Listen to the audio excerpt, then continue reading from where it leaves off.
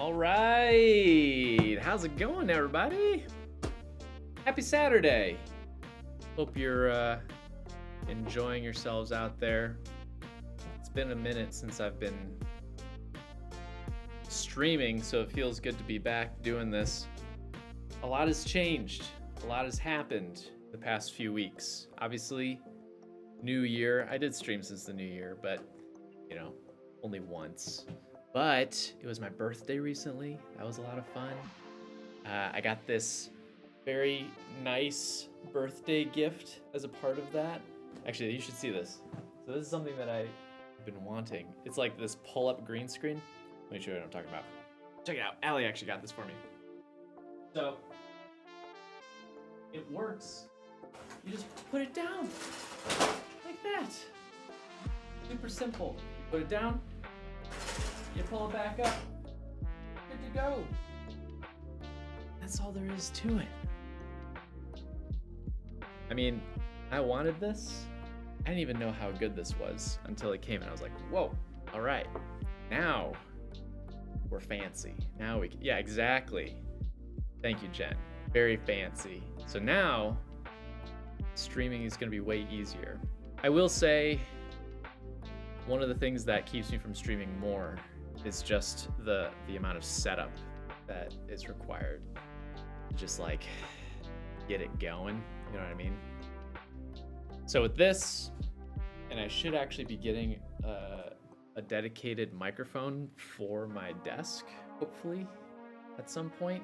Allie may have something to say about that, because it's supposed to be for both of us, but we'll see. But it's like, a nice kind of like podcasting mic that you can put on a boom arm, like on an adjustable arm. Because right now all I've been using is the microphone that we use for our videos, which is a really nice microphone. Here, I'll show it to you. Or this guy. But you gotta set it up every single time you wanna stream, which is not the most convenient thing. So anyway, eventually we will have like a really nice looking, just all-in-one package, and I'm hoping that will make streaming a little bit easier, and then I can do it more often. Fingers crossed on that. Now that might be hopeful of me to say, because I don't know if you guys saw the news or not. We posted it on the community tab, and I know that some people don't get those. It doesn't get spread as widely, but Allie and I are actually going to be having a baby coming up here. So we're expecting end of April, early May, which is super exciting, and is obviously going to be just like life-changing in many different ways, I'm sure. And so while I'm optimistic that I might be able to stream more, we'll kind of see how that goes. So anyway, yeah, wow, so many people in the chat. Let me kind of catch up a little bit. We've got people who are putting some stories in here. I want to get to these. That is what we're going to be spending some time on today, is going over people's therapy stories. But good to see, let's see, we got Rodriguez, we got Anne, Jen, if I'm pronouncing these correctly. Some people pronounce, like if they're from another country, they'll be like Yen instead. Usman, Paloma, Anne, Peter, Punksai, Prupra. I hope I'm pronouncing that correctly as well. Peter, I already said Peter. Dan, hey Dan. Glad to see ya. Hakeem, all sorts of good folks. Well, I'm glad that you're all here. We've got quite the schedule in front of us. So let me just pull up my notes that I'm not forgetting anything. Where's my stuff? Okay, here we go. All right, so I guess the first thing before we get into therapy stories, which we will be talking about that, because I think that would be very interesting. I first want to talk about next video, which will be coming out the 20th, so pretty much a month from tomorrow. So we've got a little bit of time. I've been thinking about what I want to follow up. So I'm going to be doing the next video again. I'm thinking about what I want to follow up this last video with. And I don't think it needs to be like in the same vein.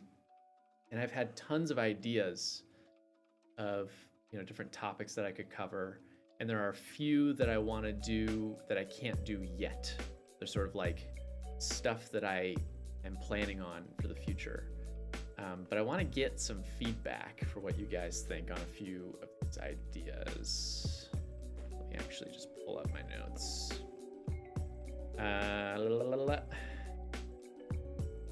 Yeah, you know, that video, the last video about therapy, maybe we'll watch it and we can kind of go through it, and I can do like a director's commentary.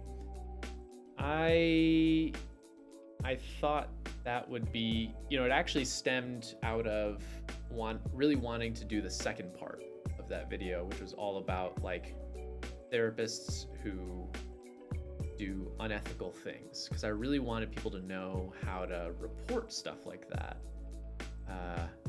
because I've talked to people in the past who have had unethical therapists or therapists who do illegal things, and they've obviously they're these horrible experiences, and then they have nowhere, they don't know what to do, right? They're like, I don't know what do I do with this experience now, you know? So anyway, I hope that was helpful. And then of course I tied on this other piece of like having the wrong fit, and I feel like I could expand on that more, this idea of like the wrong fit with your therapist. I don't know what else I would say, but I thought that it was pertinent because I had just stopped seeing my therapist for that reason, and I'm actually looking for a new one right now, so hopefully I find someone good. But I don't know, I mean, it's one of those things that I think about a lot, because when I'm doing therapy, you know, I definitely have people who come to me and we're not a good match, just personality wise, I would say, or like, you know, there might be some particular reason why we don't click in the same way, and that's okay. But I think it's worth knowing that, and knowing that that's okay for that to happen, and like, how do I say this? Just because a therapist is the wrong fit doesn't mean that like you should just write off therapy altogether, I guess. In the same way that I was saying this during the video, like if you date someone or date a few people, you're like, it's just not working. I haven't been able to find someone who I can be in a committed relationship with. You know, some people do, I guess, kind of write off dating altogether, but it's kind of like that. Like, well, I don't know. Maybe you've just had a really bad string of experiences. So, all right, I'm pulling up my video ideas. Oh, thanks, Prue, for the kind words. And I know, yeah, that'll solve all of my problems, you know, having a kid, it'll be great. Jen, when I'm talking about illegal and unethical things, I mean, there's a lot of things that could qualify as unethical or illegal. Some of the things that I brought up, actually, let me just pull up the description. I kind of wrote them in the description of the video. So let's see. Obviously, things like sexual harassment, sexual assaults, any sort of sexual behavior that makes you feel uncomfortable, providing services that aren't therapy or that are experimental or harmful or dangerous to you, practicing without a license, committing insurance fraud, involving you in illegal behavior or engaging in some sort of illegal behavior in front of you, saying things or taking actions towards you that are racist, homophobic, sexist, or overtly discriminatory, trying to convince you to get involved in other ventures or businesses of theirs that aren't related to therapy, abandoning you by stopping services without giving you time to find a new therapist, trying to be your friend, breaking confidentiality, the list goes on and on, right? All sorts of stuff could fit that, you know, qualifier of bad therapy. Hey, Allie. Good to see. Allie's in the chat if you want to say hi. So she'll be listening along. What do I think about like Lacanian or Jungian therapy? I'm not familiar with Lacanian therapy. Now you have me curious. Here, let me bring you over to my shared screen here. There we go. We'll be looking up that anyway. Jungian therapy. Theoretical system that explains the mind, behavior, and culture through a structuralist and post-structuralist. Okay, that doesn't really tell me that much.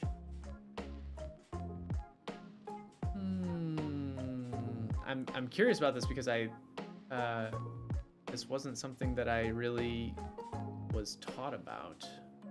Lacanians view the structure of the mind as defined by the individual's entry as an infant into the world of language, the symbolic through the Oedipal process.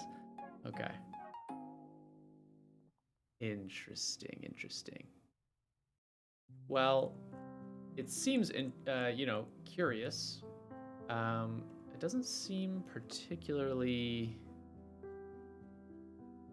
Doesn't seem like my style, I suppose. But I'd be curious to explore it more. I guess I'll try and, see if there's more information that I can learn from it. But in terms of Jungian, theory, I think Jung had a lot of interesting things to say with regards to like dreams, right? Dream interpretation, how much stock you put in that is up to you.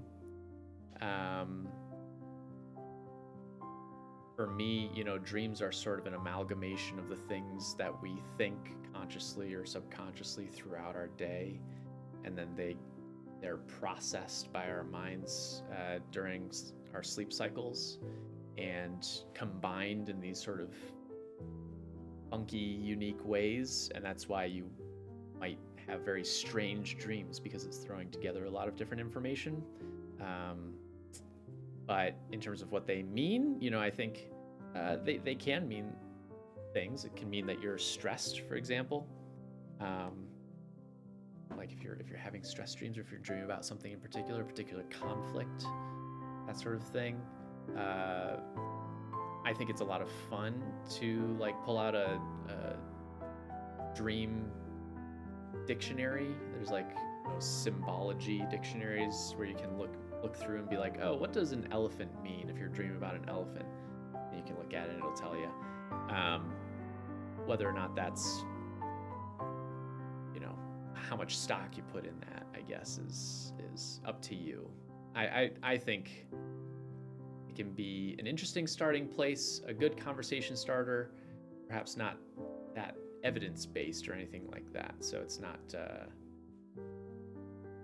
the end-all be-all. All right. Blah, blah, blah, blah. All right, I'm just catching up on some chats here. Hey, Math Pig, good to see ya. And RS as well. Hello, welcome. Depends on how safe the unproven method is for me. Sure. Yeah, there are unproven methods that might be pretty low risk. For example, I think like something like tapping therapy is unproven, and I don't practice tapping therapy. I don't encourage other people to practice tapping therapy. Some people are really into it. Same thing with like Reiki. There are a lot of things out there that probably do very little harm, or like the actual practice does little harm. I think the problem is sometimes people put a lot of stock into unproven methods, hoping that it changes something, hoping that it improves their lives, and then because it isn't doing anything beyond placebo effect, that is the extent of your benefit, right? And so you could say like, well, potentially you're doing harm by not providing services that are actually providing benefit. So if you're not familiar with tapping therapy, so let's see. Right. So if it's safe to try not to do so, and I want. This guy's gonna see where he starts. Okay, yeah. So you see how they're like tapping their hand and stuff like that? You see the video? No, you can't even see this. Hang on.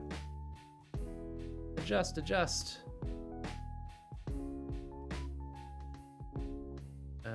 One moment. Okay, there we go. So this guy over here, I can't even point to him. This guy, here we go, my mouse, is like guiding this woman through a tapping therapy session. And it's supposed to like calm you, right? You like tap parts of your body, and it's supposed to relieve anxiety. It's kind of bullshit, if I'm being honest. So, there are things that have evidence for them that I don't understand and that I would like to learn more about. Stuff like acupuncture, massage, these things have some real effect. But the sort of like tapping thing is kind of silly to me. So anyway, I don't know how I got off on a tangent talking. Oh, we were talking about safe or unproven methods.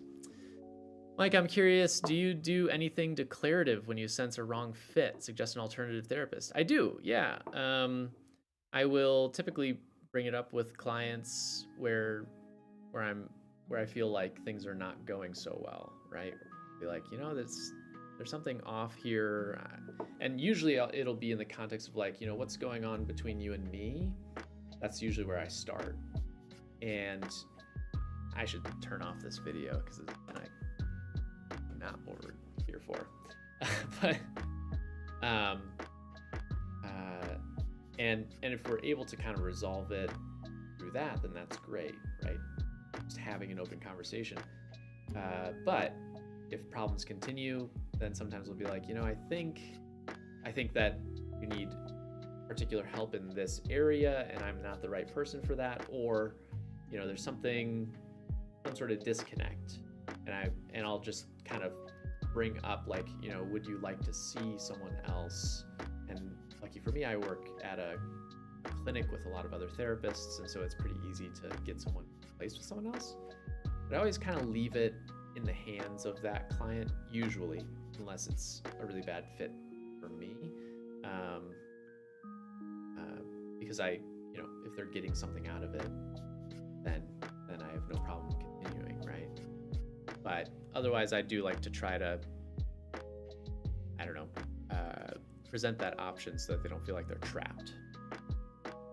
Kind of tired of learning about Freud, Jung, and the other fathers of psychology, even though I'm in a sociology class. Yeah, I mean they're seminal, right? They founded the field, but also I don't know.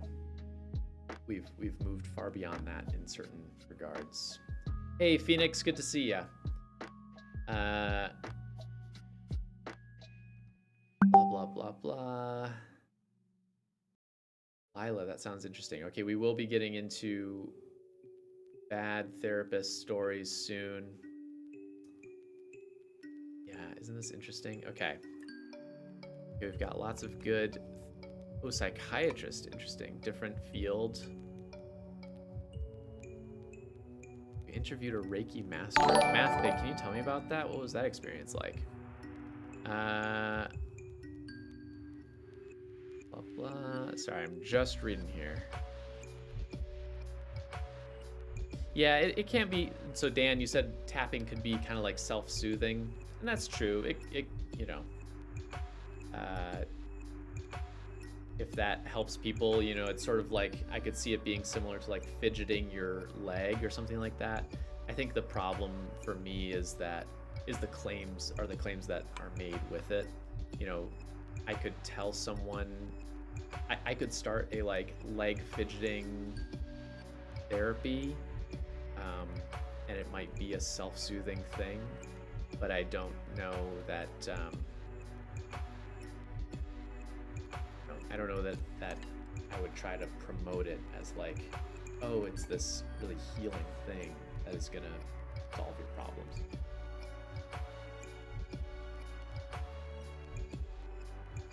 Excuse me while I take a drink from my enormous water bottle.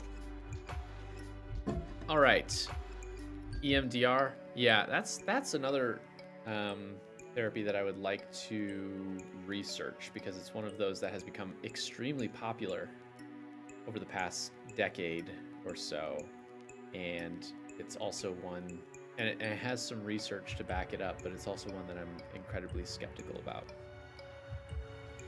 Thanks, Clara. Appreciate that.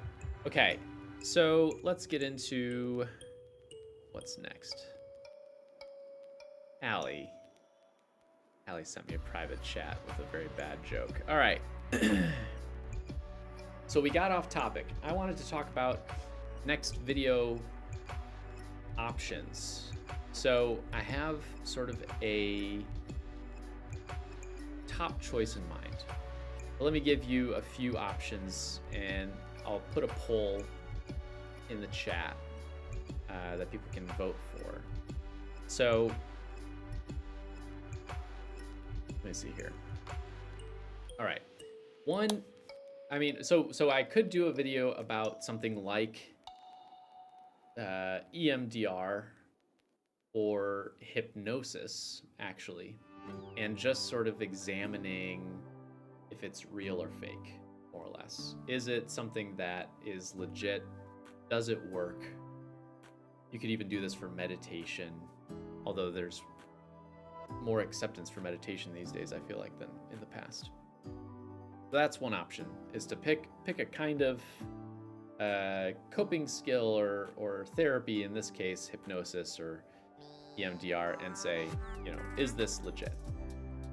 Another idea is I could talk about HIPAA, which is the act in the United States that protects people's private information, and break down myths about it and really just kind of like explain it in simple terms so that anybody could understand it.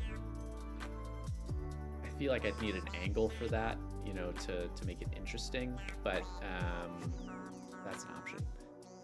I want to do another cat video soon, but probably won't be able to for this next one. But eventually we'll get to another cat psychology video. Another one is to talk about the replication crisis in psychology. So the idea that, like, you know, there's a lot of research that comes out in the field of psychology that looks good, and then when people go to try to recreate it, you know, they're not able to produce the same results. That would be kind of interesting. But the one that I was kind of thinking about for this next video, and it sort of sprang up, it wasn't really on my list until I released my evolutionary psychology video, is this idea of essentially doing an entire video about the question, is rape natural? And the reason that this came up during the evolutionary psychology video is because I made literally a one-sentence statement where I just mentioned that when I was a kid, I remember seeing like a news story that claimed this, using evolutionary psychology as sort of the backing for why this is true. And funny enough, this happened with the stoned ape hypothesis video too. That came out of a one-sentence thing that Allie said as well in her video on psychedelics. But just that one line resulted in a ton of people leaving comments being like, what are you know, essentially saying like, I don't know, becoming very upset that I seem to be questioning that rape is natural. So it's a tough topic, because I think you would need to do a lot of research. I would need to do a lot of research and really make sure that I'm coming at it from a very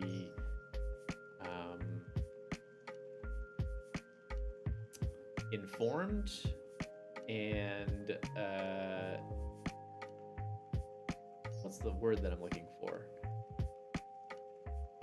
Yes, like unbiased perspective, or I guess a perspective that is considerate of a lot of different views, rather than it just being like, you know, oh, you're so stupid for thinking XYZ. So, and I think, you know, that would be my hope anyways, is to really focus on the evidence and the research rather than opinion.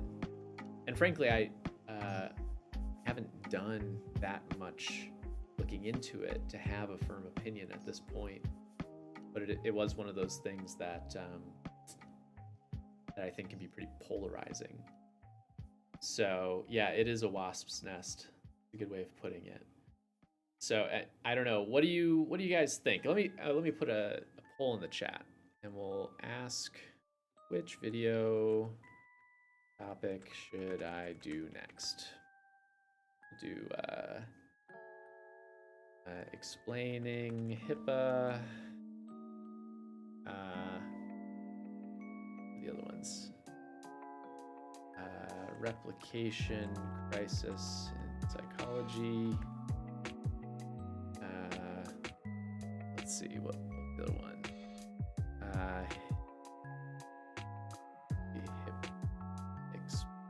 Examining hypnosis or YAR. And okay. I believe I just, yeah, there's the poll. So the poll is now up. I would be very curious to see what you'd be interested in. Because obviously you're my audience, you know. Okay, while you're voting, let me look at comments here. As a therapist in training, plan to prioritize being in consistent support over being perfect. Competency match. Yeah, that's true. Not cheese. Hey, congrats on being a therapist in training. Pretty awesome. It's a hard road, as I'm sure you know. Lots of hours that you need to do to get fully licensed, but you'll get there. Exercise is therapy for me. Absolutely. Exercise. I was just talking with someone who's like, you know, everyone always told me that I should exercise, and I always thought that it was just a big crock of, nonsense. And then I did it, and it sucks, but they were all right. It is funny how that works. Oh, it's very hard to hear me? Well, why didn't you say something? Let me do this.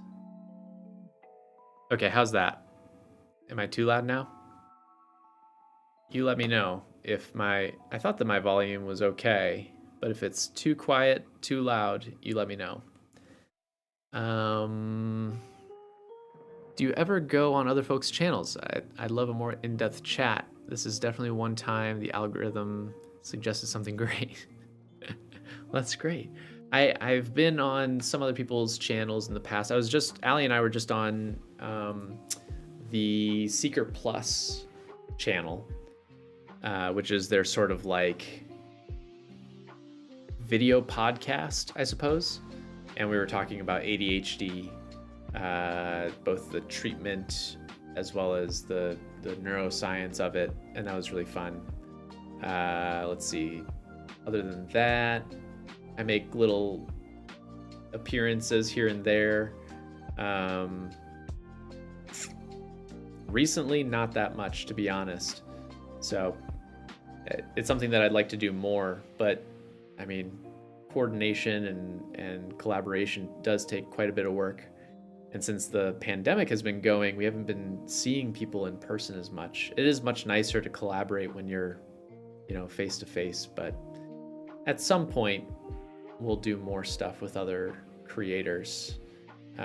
We were on Tom Scott a couple of years ago, and that was fun to sort of be on his channel, that big channel. We just like, he takes a break for 2 months or so, and he has other creators make videos during that time. So that was fun. Let's see what's going on here. Replication crisis is interesting. That's good. Let's see. Have I talked about the pros and cons of talk therapy? That'll be interesting. Video on how the field was developed, research and treatment, contributed to some current stigmas, kind of broad topic. That is a pretty broad topic.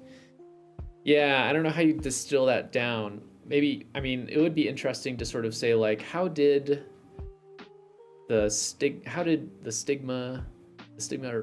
around mental health develop? I could see that being a thing.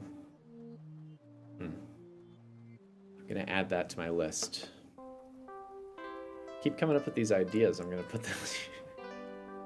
How did the stigmas around therapy develop? Something like that. Blah, blah, blah, blah. As a retired coach, I have to caution on using exercise as a therapy so it doesn't become abuse tool and lead to overtraining. Sure, yeah, of course. You know, it's same thing with food, right? Like having a healthy relationship with food or a healthy relationship with exercise. Everything in moderation. Glad that the sound is good now. Different types of mental health issues are normally treated and why, along with prognosis. Oh boy. I mean, RS, you are talking about huge topics, right? I mean, we have done a few videos on particular diagnoses. We could always do more of those. I think we're moving a little bit away from, like, when Allie and I started off the channel, well, initially we started off kind of trying to do like a syllabus of Neuroscience 101. And then when I started doing videos, we had this idea of like, you know, you pick a diagnosis and then we would approach it from 2 angles. Allie would do the video about the neuroscience and like explore what's going on in the brain. And then I would do a video on the therapy side and explore like how it's treated. And they did fine, you know, but I think we're trying to get away from like the, you know, the neuroscience of X, the psychology of X. Partly because it can be a little bit limiting, and hard to feel super inspired when you're making stuff like that. It feels a little bit rote. It's just sort of like, okay, let's write about this topic and figure out how to make it interesting. Not that these things aren't interesting, but I found that we've had better luck in terms of making more interesting videos and making it more fun to write and to edit when we're doing things that we're most curious about. So, not to say that we're not curious in this stuff, but the YouTube algorithm is not particularly kind to that kind of stuff. Let's see. Just started therapy yesterday. 40 years old, and it's been a long time coming. Looking forward to healing a lot of loose ends. That's great, Scott. Yeah, way to go. That's perfect. That's awesome.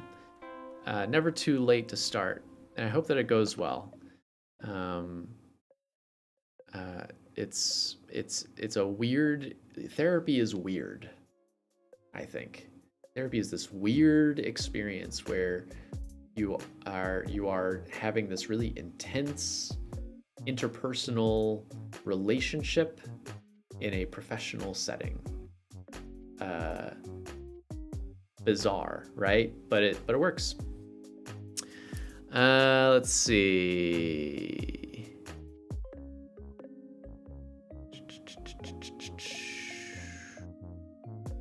There's no connection with therapists. I let them go immediately. Well, I might just be kind of misinterpreting Lila. I would say just or Leela, I don't know how I'm supposed to pronounce that. Sorry about that. But I hope that you're giving them at least a few sessions just to get a feel before you drop it. You probably are. The one about is rape natural sounds like the most provocative, and I would be interested to see how it's explored. That's good to know. Worst doctor experience. Okay. Wonderful. Yeah, everybody's should congratulate Scott on taking that big step. That's huge. Hope it goes well. All right, let's take a look at the poll here. Wow, we're split. We're really split. Good to know, about where interests lie. Yeah, I sort of figured that this is how this would go. So there's about half or 40% interest in the replication crisis, 40% interest in the question about is rape natural? And those were kind of the top two that I was considering. So,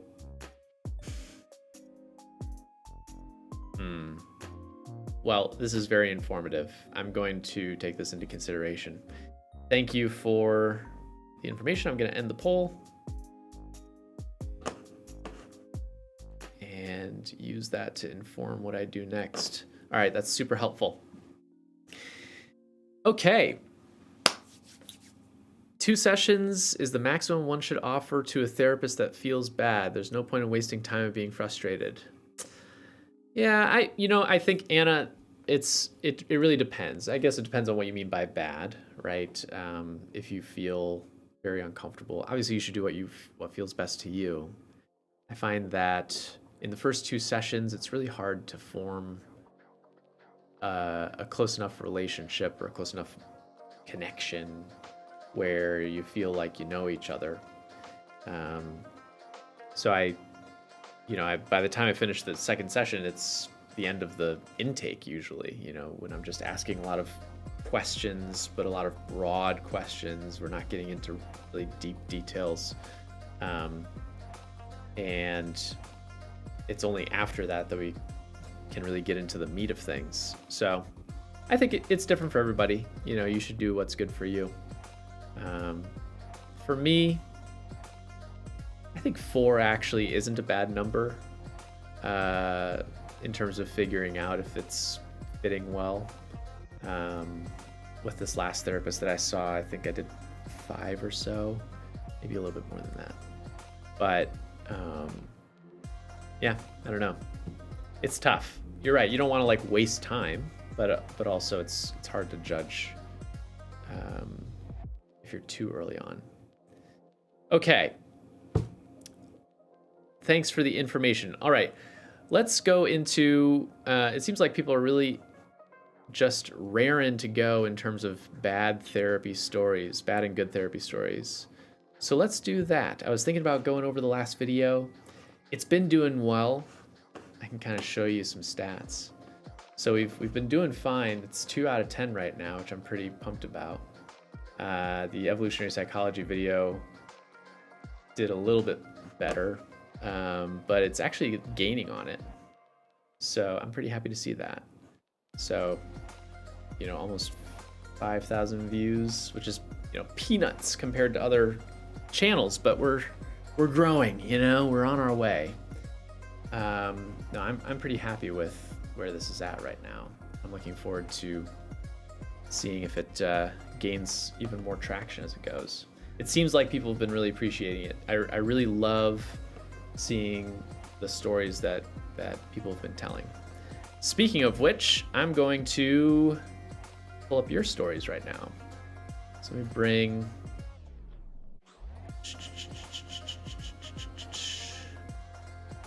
All right, bring in the chat. Oh, you weren't expecting that, were you?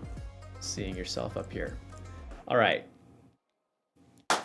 Here's the deal, folks. I'm going to be going through bad therapy experiences and good therapy experiences too, reading through the chat, and just kind of reacting to what it is that you've experienced throughout your own therapy time. So let's start off from the top. We got Rodriguez saying, as a kid, my therapist made me lay down and take deep breaths the whole session.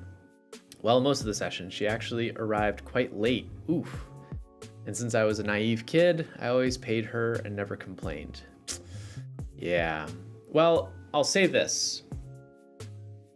First off, deep breathing exercises. They're great. They're wonderful. Really effective. Really, they can be a powerful tool. Because what you're doing is you are managing your sort of physical response to things like anxiety. However, if the therapist is showing up late, which is, that to me is already like, oh my gosh, they're cutting your time. You're already maybe not getting as much out of it as you would like. And if you're spending it on, doing something that you don't particularly feel connected with too, that's the thing, right? Deep breathing exercises are great. And I do deep breathing exercises sometimes during therapy, but if the person that I'm working with isn't getting something out of it, right? If they don't seem to be connecting with it, I'm not gonna force that, right? I'm not gonna be like, no, we need to do this. So that sucks. But also, I will say, working with kids is hard, and sometimes I know that therapists will go towards more activity-based kind of stuff like this, deep breathing and stuff like that, because it's more active. Kids, depending on how old they are, kids don't always have the language or to give proper insight, stuff like that. So I could see doing stuff like this, but also if that's all that they're doing, then obviously there's questions that I have about the efficacy of what they're doing. I once had a therapist start talking, so this is Anne. I once had a therapist talking about her marital issues and start crying in the middle of my session. Wow. Okay. Therapists are people too, right? We're human beings. However, if you're a therapist and you're having your own personal issues, right? You got marital problems. You're worried about money. You're I don't know. You got stuck in traffic and you're like angry. There is an expectation, and I guess it is appropriate and proper to put away your own emotions and to be able to deal with them and compartmentalize them appropriately so you can be there for the client that you're seeing. And so if you're having marital issues, it is not appropriate to discuss them with the person that you're seeing and to like break down in session.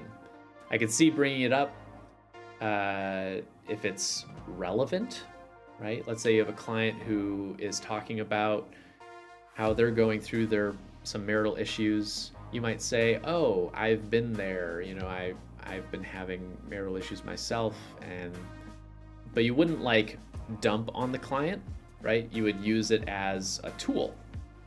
You'd be like, oh, I went through that too, here's what I did. Or I'm going through that myself, and here's what, here are some considerations that you might want to think about. That can be okay, I think, as long as it's done thoughtfully. But just, breaking down, probably not the way to go. Let's see. Other stories. I had a therapist who just started crying her eyes out while I was answering her question. I felt so bad for her that I went back into my shell. Oh no, Paloma. So sorry to hear that. Yeah,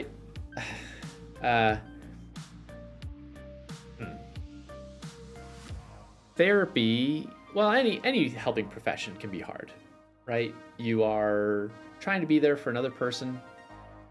You are giving insight. You're expected to hear everybody's dark, deep secrets, or you're hearing about their worst thoughts or the worst days, and that can be very heavy. And so I can understand it's not that uncommon for therapists to experience burnout or to have an impact from doing this kind of work in the same way that you might find in nurses or in people who work in hospice care or people who work with, people who are in other kind of desperate or unideal circumstances, right? But like I was saying before, you gotta check yourself if you are gonna be there for that other person, because I mean that is like a number one. If I am not taking care of my own mental health, right, and if I'm not in a good place mentally, I am not going to be able to be there for that other person. It's kind of like being in an airplane. What do they tell you? If you lose pressure, you'll see masks fall down from the ceiling, and you put on your own first before you help someone else. And it's the same thing with therapy. So you got to make sure that you're in a good spot. And it sounds like this therapist here was not there. and it broke trust, right? You went back into your shell. So that sucks. Let's see. Blah, blah, blah, blah.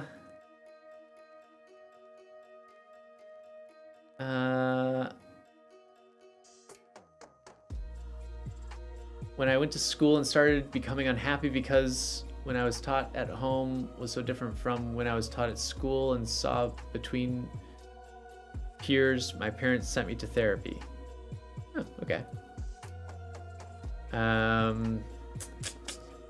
Let's see. My therapist suggested I take arnica homeopathically as a mood stabilizer, and also prescribed volunteering hard physical labor at a farm run by one of these high control groups during the summer. Interesting. Well, I don't really know much about arnica, so that's interesting. And also, I would be cautious of any therapist that prescribes anything, any sort of medication, even homeopathically. Therapists, so meaning like counselors, psychologists for the most part, any sort of mental health professional that is not a psychiatrist, with the exception of a few states where psychologists can. Psychiatrists are the only folks who can prescribe in the mental health field. Well, I take that back. Nurse practitioners can. And I'm sure there are some others that are sort of like carve-outs. So like I was saying, there are a few states where psychologists can, but it's kind of rare.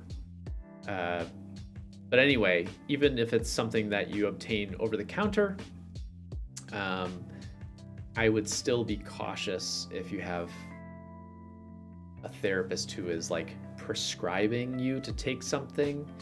If anything, what they should be doing is referring you back to your doctor, or if you're seeing a psychiatrist, then to your psychiatrist to say, hey, you should talk to them about this, this idea. Like I've done that before, where I've seen clients who have been having sleep difficulties, for example, and I say, there are some sleep aids that can be helpful if you're interested in that, and they're over the counter, but I would talk to your doctor about it, right? Because I don't know, I'm not a doctor, first off. I don't know what the pharmacological impact of taking certain medications may be. They may have other pre-existing conditions that may make that a really bad idea. So anyway, in general, only take that sort of pharmacological advice from people who can actually prescribe. Let's see. In terms of hard labor, you know, it can be good. You know, back in the olden days, they would say like, "Oh, I prescribe that you go to the mountains to get fresh air. It'll be good for your spirits." And I don't know. I mean, it's definitely different. But again, I think you should do what's good for you. Just because they say you should do something doesn't mean you need to. Let's see. Hakeem, I've been diagnosed but not go to therapy yet. Maybe someday. Do it. Let's see. Was in my early 20s. A therapist told me I just needed to get pregnant. Oh my God. Because if I had a child, I had to pull myself together and get out of bed. I'm 43 and I'm still affronted. Prue, what the heck? That is nuts. Jeez. Okay, yeah. Well, that is an odd prescription to receive. Allie wants to know if it was a male therapist, so put that in the chat, because that is a very peculiar thing to say. Now there is something to be said for having responsibilities if you're experiencing depression, right?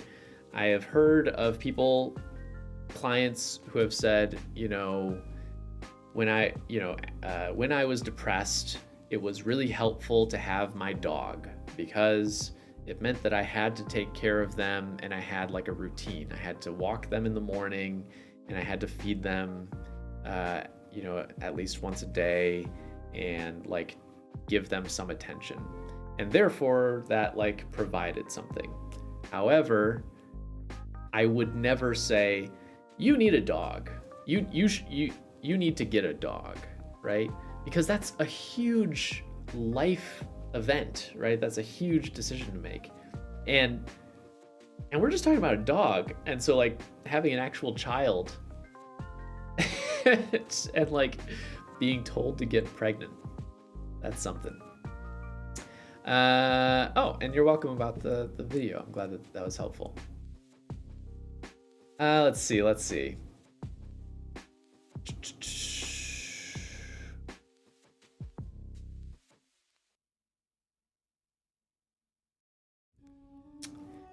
As much as I am pro-therapy, despite not having found the perfect match for myself, I'm also not a trusting person toward mental health professionals anymore.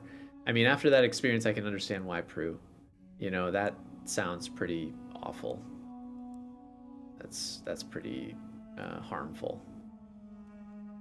Let's see. Other stories.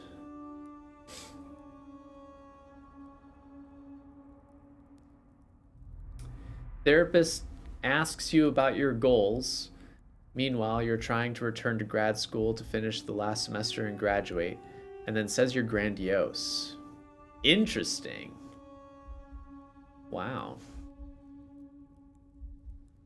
So, in therapy, right? You do get people who can be a bit unrealistic.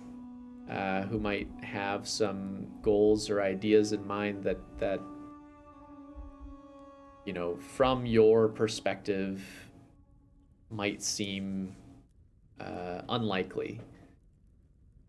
But to call someone grandiose or to, you know, put someone down is probably not the right approach. And in this case, it sounds like the stuff that you were talking about was pretty realistic. That's kind of odd.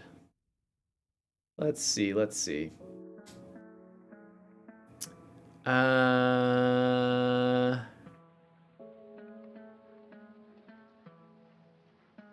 Okay, worst psychiatrist story.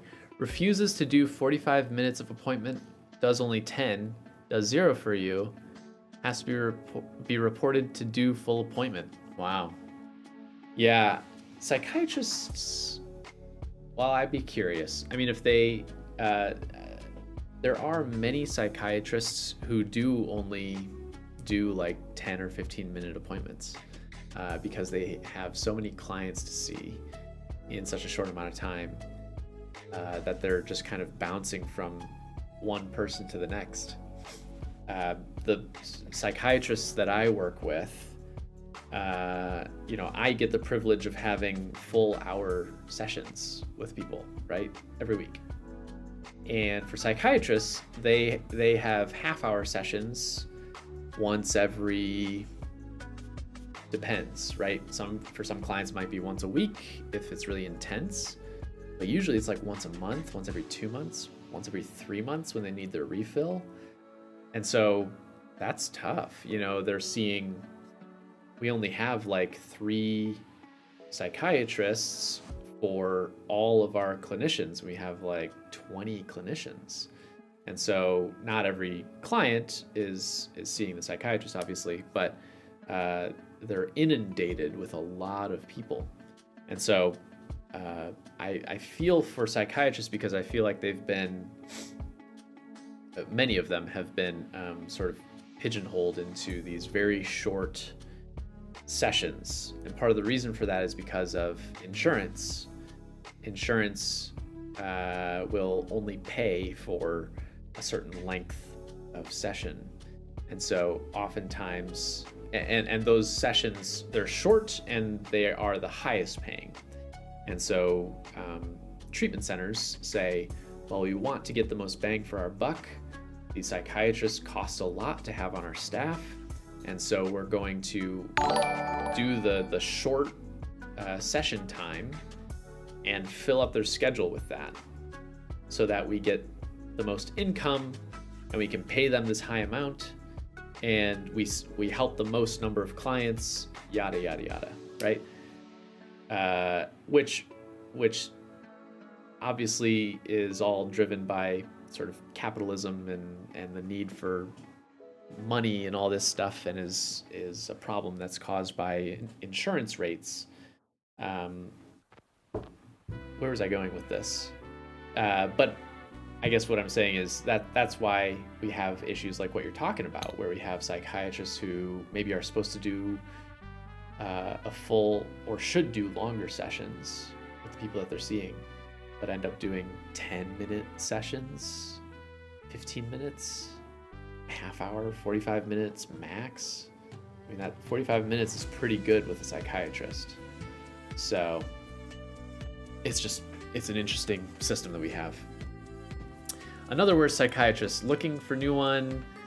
This one says, I will prescribe your medication, but don't expect any actual treatment. Cancels your appointment information, so you can't report them. Oh, that's interesting. Yeah, I mean, a lot of psychiatrists, kind of in line with what I was talking about, they are often hired to do a very particular thing, which is to prescribe medication and to do medication management. Those are what make money, and those are what they're hired for by clinics. And so they don't often do therapy, right? They don't treat people during the session when they're seeing people. And I think that's actually a misconception, that people have, is like, oh, when I see a psychiatrist, we're going to have these longer sessions. No, I mean, it really ends up being sort of all right, hi, what you going through? All right, here's your prescription. Thanks for coming. Why don't you go check in with your primary care doctor or your therapist if you have one, and I'll see you in a couple of months. It's a weird system. And I feel for psychiatrists. I don't think that they got into the job to do this kind of stuff either. So I actually considered being a psychiatrist for a little bit, but the idea of going to medical school seemed not so great. Let's see. My therapist as a teenager was also an 8th level Reiki practitioner. Ooh. She would hover her hands over my head when we had session after school to help me dump stress. Yeah, so for those of you that don't know, Reiki is the practice of like hovering your hands. Sometimes it involves actual touching your hands on or over parts of a person's body to like send or absorb energy. I'm pretty sure that that's what it is. And so it's silly, right? Someone just kind of like waves their hands over you and it's supposed to do something, but the people that are into it are really into it. So it is not, believe it or not, it is not a viable therapy practice. Let's see.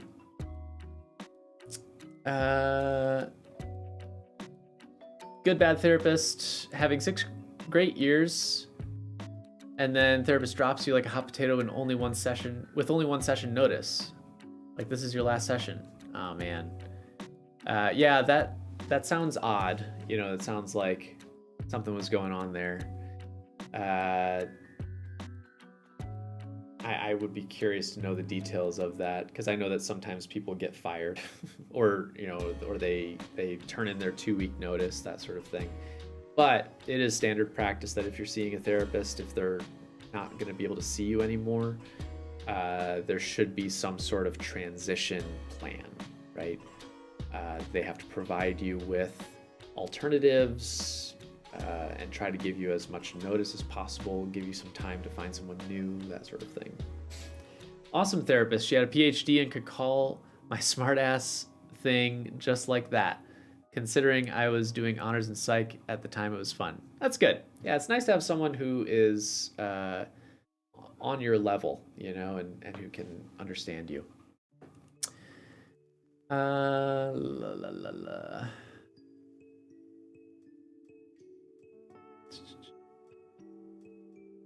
DBT was, so, okay, let's see. Not cheese. My therapist left me because she didn't feel competent in one of my problem areas. The problem is it took me 3 years to build up a relationship with her. That sucks. Yeah, see, this is one of those situations where, like, if that were to happen to me, if I had a client where I say, I don't know if I'm the best person to deal with this particular issue that you're having, I probably wouldn't like drop that person, unless they had someone lined up. So I would say, like, hey, I think you should get some assistance in this, right?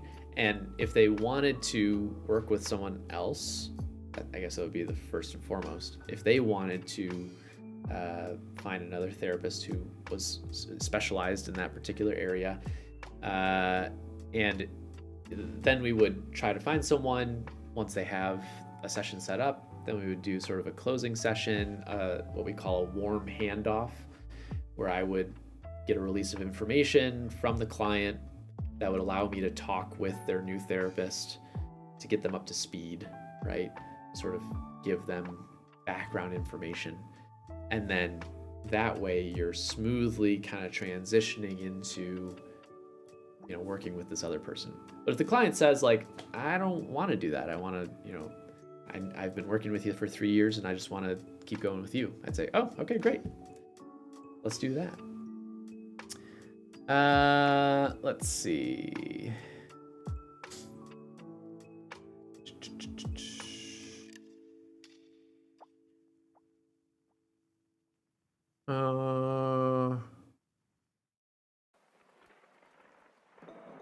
Okay, now we're getting to newer stuff here. Whoa.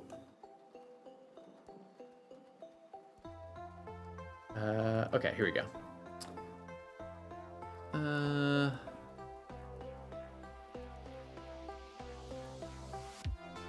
Okay, my worst therapy experience was the counselor telling me I should quit my job because I was unable to do simple basic tasks at home. Huh? Interesting. So, okay.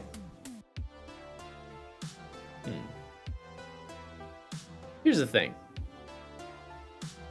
If someone is functioning in one area of their life, but not another, there could be a rationale for saying, maybe you are dedicating too much energy towards this particular area. And if you pulled back a little bit, then it would give you, I don't know, the time or whatever to do these other things.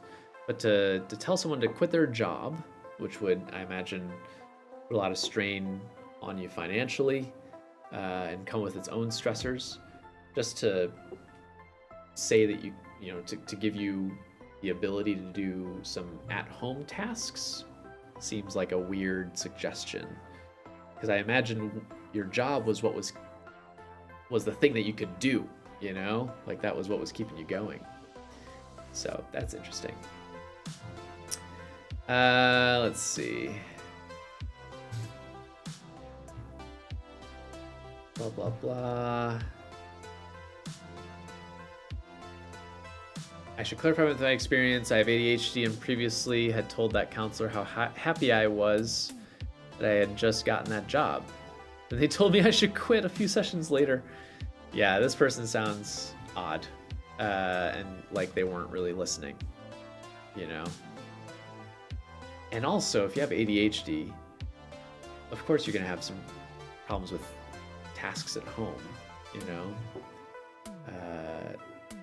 You just got to find the coping skills, the ways to do some of those things in a way that's going to work for you without losing your job.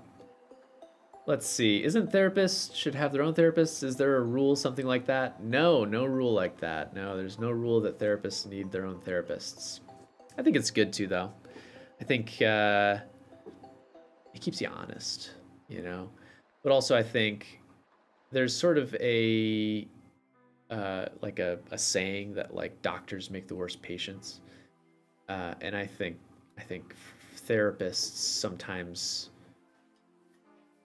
fool themselves, and I'm guilty of this myself. Therapists fool themselves into thinking that they're the pinnacle of mental health because they know the most about it, right? That sort of thing. It's not true. Everybody needs help. Everybody needs an outlet. So I agree. I think therapists should have a therapist themselves. Let's see. My worst therapy experience was from a professional who didn't really provide much feedback. She would mostly just write whatever I said and ask few questions. Yeah.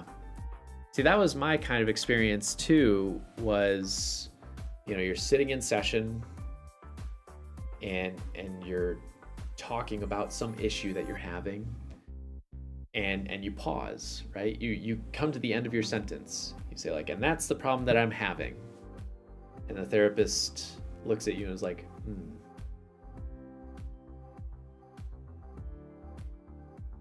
And you're kind of like, reactions, thoughts. When I'm in session, don't get me wrong, there are moments and times where silence is necessary. And that's probably one of the skills that we learn in therapy that can be, that doesn't come naturally to most people. And that can be really helpful, is to know when to just be quiet. Because oftentimes, if you start talking, you're interrupting that person. You start saying something and they actually had something that they were maybe holding back, or that they also wanted to follow up with.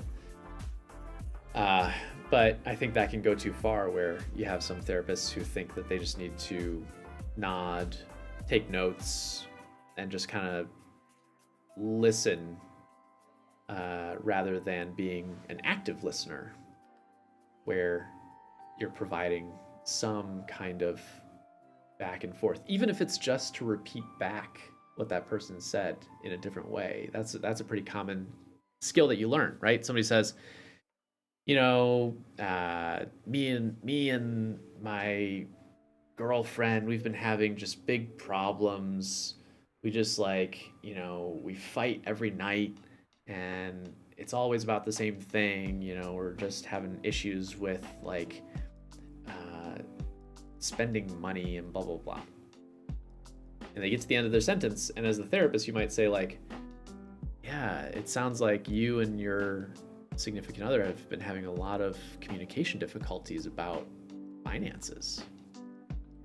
That's all you have to say, right? And then the person will take that and run with it. They'll say, yeah, we have, and here's what's been going on. It's funny how you don't necessarily need to give that much to continue it, but I think being silent and not giving anything can come off as judgmental or just not that useful. Anyway, my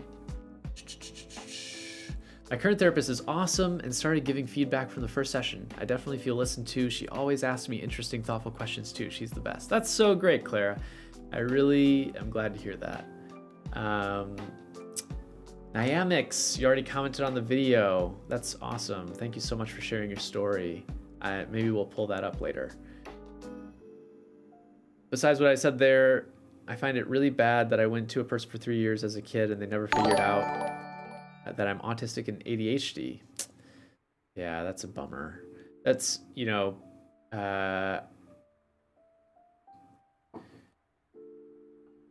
I think it can be difficult sometimes. Some therapists don't even like diagnosing, right? Because they worry about the stigma that can be attached to that, which is understandable, but I also think that it can be a useful tool to better understand. Not to say that like, oh, you are this diagnosis, but more to say, hey, here's a framework for understanding what you're going through. That kind of thing. I've been in some sort of therapy for most of my life, about 15 years, and I'm almost 21. One of the, wow, it's a long therapy history. One of the most insulting was a therapist doing CBT without explaining it properly. I'd be curious to hear more details about that, about what your experience was like. Because I'll say this, I don't think therapists necessarily have to explain every step of what they're doing. I do a lot during sessions, right, that I'm not necessarily explaining, right? I might say something to a client like, if you were to go to bed tonight, and overnight a miracle happened, and all of your problems, everything that's been bothering you, all of your concerns and worries were fixed while you were sleeping. But of course, you're sleeping when this happens, so you don't see it happening. And you wake up the next morning and you look around. How would you know that the miracle had happened for you? Right? This is a very common question called the miracle world question. And it is a fundamental part of motivational interviewing, which is a kind of therapy. I don't have to explain that necessarily, right? For it to be effective. And I don't think that that's insulting to not share that, right? What it sounds like, perhaps what happened in your experience, and I don't know this for sure, but I'd be curious to hear more details. It sounds like maybe they were doing things that were not very effective, that felt off, or that felt very stilted, kind of like they're doing some sort of trick on you or something like that. And that felt insulting, like they were trying to pull one over on you rather than working with you, which is what it should feel like. Let's see, my first therapist mocked me for procrastinating. The current one is really helping me realize why I do it. That's great, real human. Your username makes me think that you're not a real human, but no, just kidding. No, that's good to know. Yeah, I mean, this is one of those things that I think is fundamental, is just anytime if you're a therapist, and this is something that also gets kind of beaten into you during training, you have to be non-judgmental. And that's a really hard impulse to control, because we're just judgmental, humans are judgmental beings. But rather than reacting in a way that might feel like might be your impulse, I guess. You have to react with compassion so that that person feels like you're connected with them. Which is also it's just the way to do things in general. All right, let's see what else we got.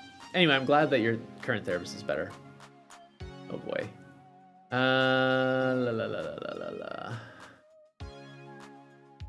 Let's see. Check yourself before you wreck someone else. Exactly, Dan.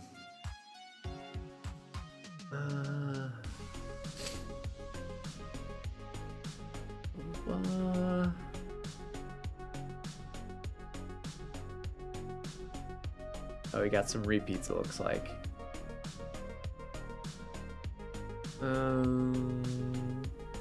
Something that therapists should have recommended and never did was getting an emotional support animal. I had to figure it out. Yeah, emotional support animals. Ooh, that would be a good topic to talk about at some point too. Emotional support animals are one of those things, again, that can be very helpful. It's like I forget who it was that shared the story, you know, I think it's, you will rarely find a therapist recommending that you get an animal, just because it is quite a commitment, and unless you are bringing it up as something that you're interested in, generally it won't be something that's like that comes out of the blue as like a treatment or anything like that.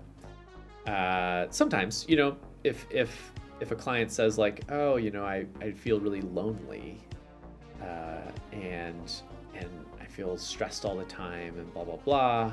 Or if they talk about having positive experiences with pets in the past and, you know, and that was like an unrelated thing and now they're talking about some other issue, then I might bring it up and just say like, you know, have you ever considered XYZ? But typically that won't be something that I hop to. So anyway, ESAs are a whole interesting area too, because they're not really legally monitored, I guess. So emotional support animals are not like, what's the other classification of animal? Like people who are blind, who need a guide dog and stuff, something like that. Support animal. No. What are they called? Well, anyway, emotional support animals are in this legal gray zone where like you could get a letter from your therapist or your doctor saying that an animal is a service animal. Thank you. You could get a letter from a doctor saying that your dog is an emotional support animal, and oftentimes people will seek out those letters when they have some problem, right? When they have a dog in their apartment complex and they're not supposed to have one, right? Or they want to get a puppy, but dogs aren't allowed, or they're flying to visit family and they can't bring their dog on the plane unless they have an emotional support animal letter, that sort of thing. So I feel kind of uncomfortable with emotional support animals and writing letters for them for that reason, you know, because it is, I think, kind of this abused system. And so I have pretty strict rules about when I'll do that. And usually it means that they have to have had the animal for a certain amount of time, or like have to have been seeing me for a certain amount of time, have to have had the animal for a certain amount of time, have to have the animal in training. I have to observe the animal interacting with the person and like sort of see the tangible benefits of that.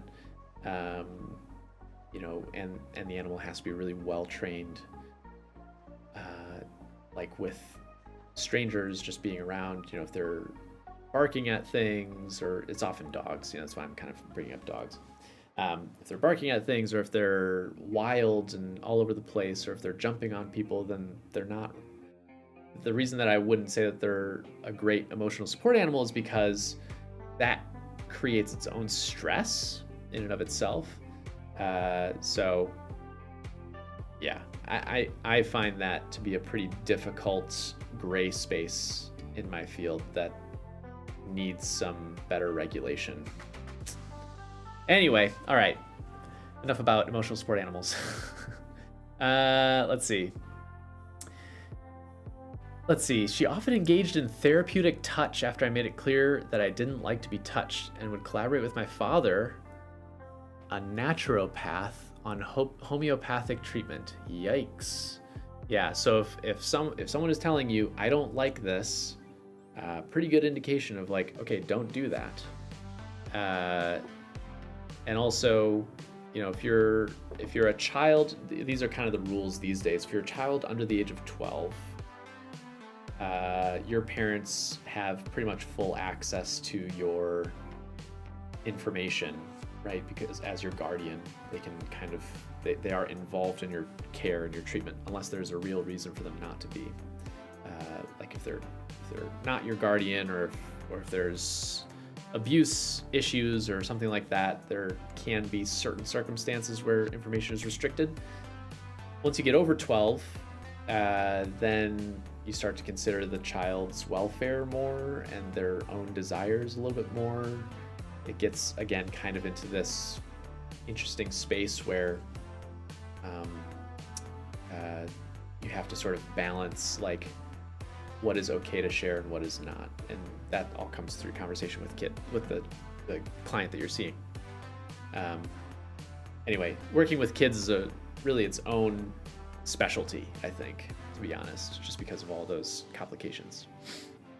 But if you're an adult, then they shouldn't be talking with your father at all, unless you gave a release of information. Let's see. Oh no, it keeps doing that.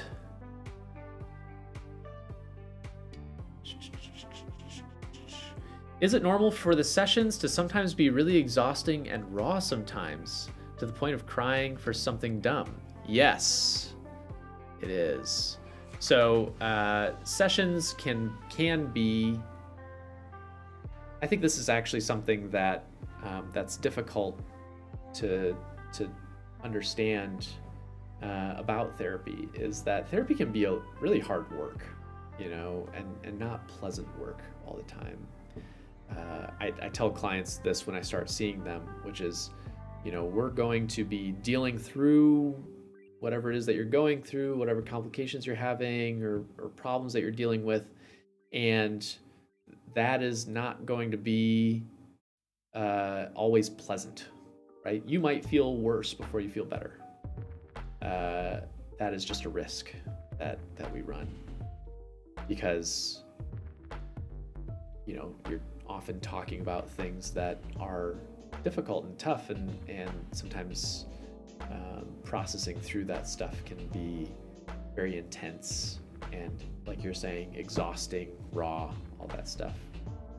So it is common. Now, if it's something that you're worried about or that is too much, then that's, worth bringing up with your therapist and saying, like, this is a little bit too intense for me right now. Can we kind of tone it down, maybe talk about something else for a little bit?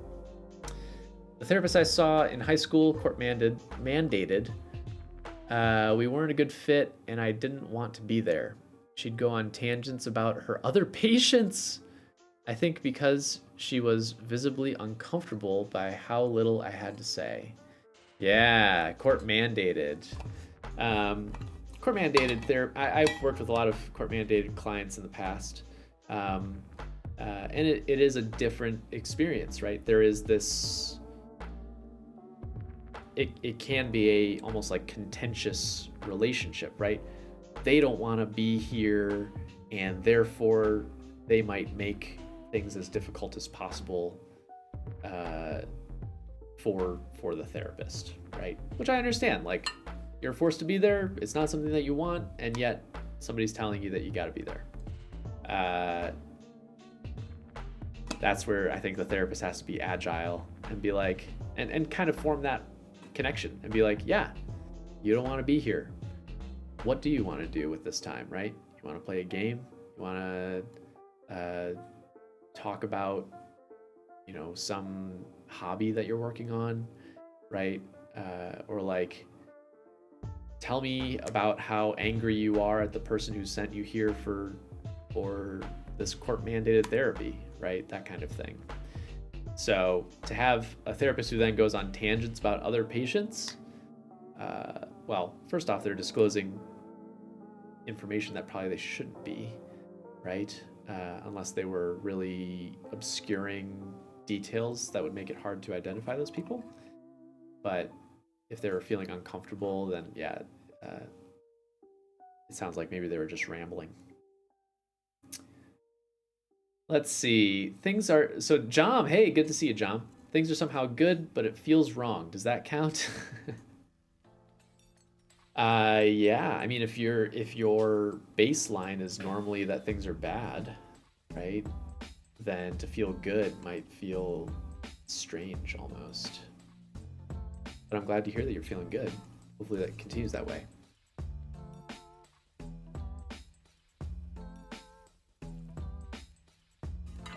All right. Prue, male therapist in his 50s. Allie, you hear that? The therapist that told Prue to get pregnant. Male therapist in his 50s. All right. She'd tell me things about patients she'd seen with similar issues. I think as a way to be like, I promise I have helped people. Please talk to me. Oh, okay. Yeah. It does sound like they were just feeling very awkward and were trying to, like, I don't know, make you trust them rather than doing the work. Let's see. Regarding therapy, I haven't had one. My psychiatrist just immediately gave me meds. Jom, what are you waiting for, man? Get on it. Find a therapist. Let's see. Oh, total eclipse of the fart. Oh my gosh. Great username. Wonderful.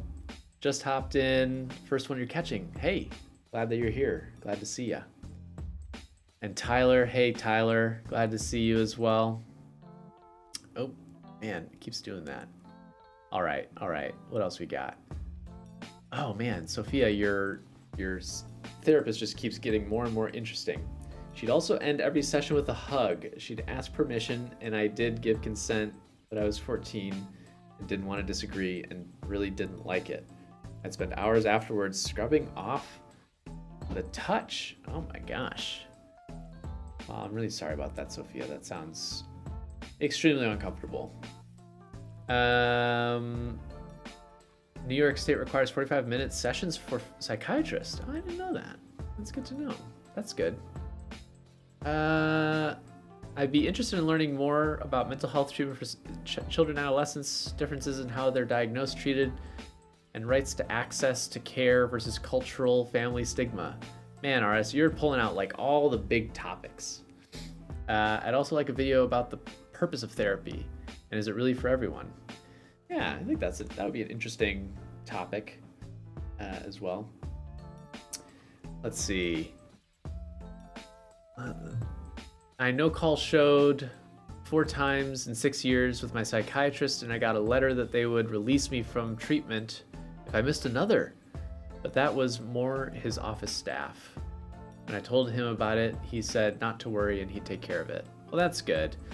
Yeah, so we have something like that, not that extreme, right? But I work primarily with college students, and we have a policy where if there are more than 2 no-shows within a quarter, so the university that we're near operates on the quarter system, and so that's like 12 weeks, right? So we're talking if a fourth of the time you're not showing up to sessions during that period of time, then we say like, hey, is something going on? Is there a legitimate reason for not being here?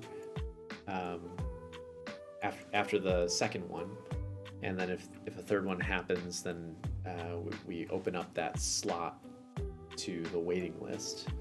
And this is something that we talk about during intake, so everybody's made fully aware of that. And it's something that I don't particularly like, but I also totally understand it in terms of making sure that we're helping the most people possible.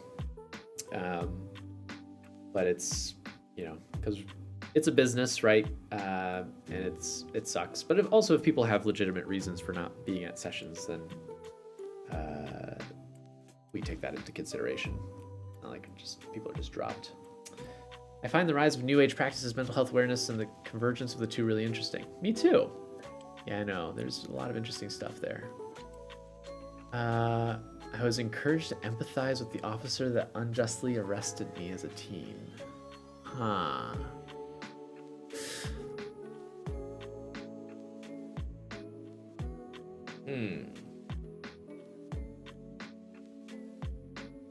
Probably not the angle I would take. That seems. I don't know the circumstances of your situation, Rayshana, but I would guess that was probably not a great experience for you. Potentially traumatic, right? To be arrested as a teenager, and then to be asked to empathize with this person that traumatized you, right? That's not great. I don't know what the logic is there. That seems like just a bad call by whoever you were seeing. Let's see. What are your thoughts on mental health diagnosis, treatment, stopping, delaying approval for other types of healthcare, for example, surgery? I don't totally understand the question, RS. I'm sorry if I'm missing something there. Let's see. My therapist will say something like, why do you think you did that? And I genuinely don't know why I did /said /thought that. Sometimes I just have no idea what to say. Yes. I think that's fine. And that is an honest answer. And frankly, this is something that I learned during my training. We are generally told to not ask why questions, right? Why did you do that? Why are you blah blah blah, right? The reason for not asking why questions is because when you start a question with why, there's an inherent judgment to that, right? Why did you say that to your partner? By me saying, why did you do X?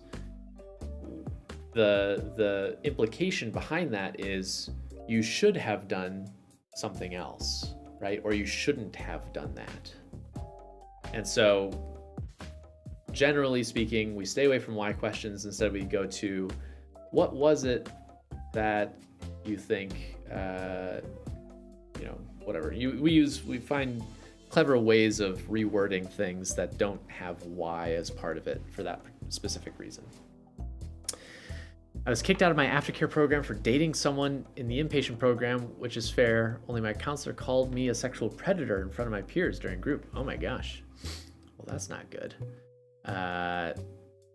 Yeah, I know that there can be some restrictions with dating, particularly in inpatient programs. Interesting though that your counselor would call you out like that. There's no benefit to that, right? So clearly it was the counselor getting something out, they were frustrated or felt strongly about it and were saying that, but that sounds pretty inappropriate. Let's see. Oh, Allie is informing me. There are cases where mental health diagnoses intersect with other kinds of health issues, for example, addictions and transplant needs. Mental health. Yeah. That is a bigger issue than maybe I'm willing to get into right now, but maybe I'll come back to that later. Let's see. Oh, gosh. It keeps doing that. She said I should use a tanning bed to help with my acne. Oh my gosh. So, okay. UV can be, this is my very baseline knowledge. I believe UV can be helpful with acne to a certain, or I guess tanning could be helpful on a temporary basis with acne because it helps with, I think, your skin turnover or something like that. Do not recommend that though. That is not helpful. As someone who experienced pretty bad acne growing up. I've been in therapy for 25 years. Until 3 months ago, I've always done talk therapy. Now my therapist instead used a needs sheet to help me analyze scenarios. I have grown tremendously from it. Interesting. A needs sheet. I'm not familiar with what that is specifically. I'd be curious to know what you're talking about there. A needs sheet. Is there a particular like a worksheet that you use with your therapist? If you're willing to share it, email me. I'd be interested in looking into it. Yeah, therapy can use all sorts of different activities, right? It doesn't have to be just talking the whole time. You can learn new skills, you can do activities, you can use worksheets, you can do exposure therapy or certain other methods that might be different than just talking. Art therapy, music therapy, all this good stuff. Let's see.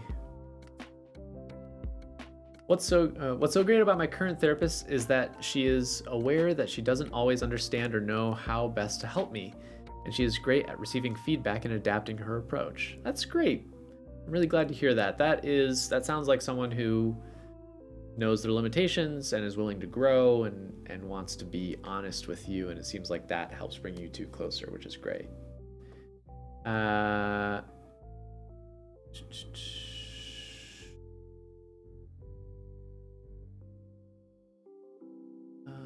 First therapist was named Ronald McDonald. For real? Wow. He hit on me during the first and only session. Wow.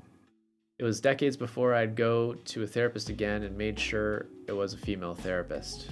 Yeah. Yeah, that sucks. Creepy Ronald McDonald, not a good combination. But your instinct was right to end sessions. I think that was a really good decision with that person. I'm just sorry that it took you, another decade before you saw someone again. Those are the kinds of people that I really don't want in the field because they just do so much damage, right? They really make people so uncomfortable that they don't trust any other professionals again. Service animals. Yes, okay, all right, we got it. Service animals was right. The right thing. Let's see. Worst therapist I had listened to me, then asked what I was going to do about it. I was like, if I knew what to do, I would not be here. True. Yeah. Don't get me wrong. I have definitely said that to clients before, right? But usually not about the main issue that they're there for, right? Typically it will be like, I don't know, they're talking about some conflict they had with their friend. I probably wouldn't be like, what are you gonna do about it? But I'd probably say like, what do you think? What are you planning on? How are you planning on responding to that? Something along those lines. But it sounds like you're talking about, you came, you're like, I'm feeling depressed. And they're like, well, what are you gonna do about it? Yeah. So not helpful.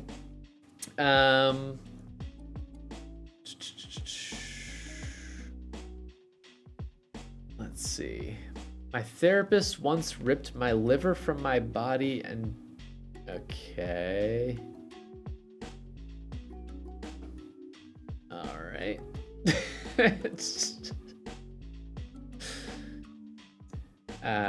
We got a comedian in the chat. Emotional support cats, highly recommended. Yeah, they're great. So here's the thing with emotional support animals, not to get too sidetracked by them again. How should I phrase this? I think we would have fewer issues with emotional support animals if dogs were not part of that category, right?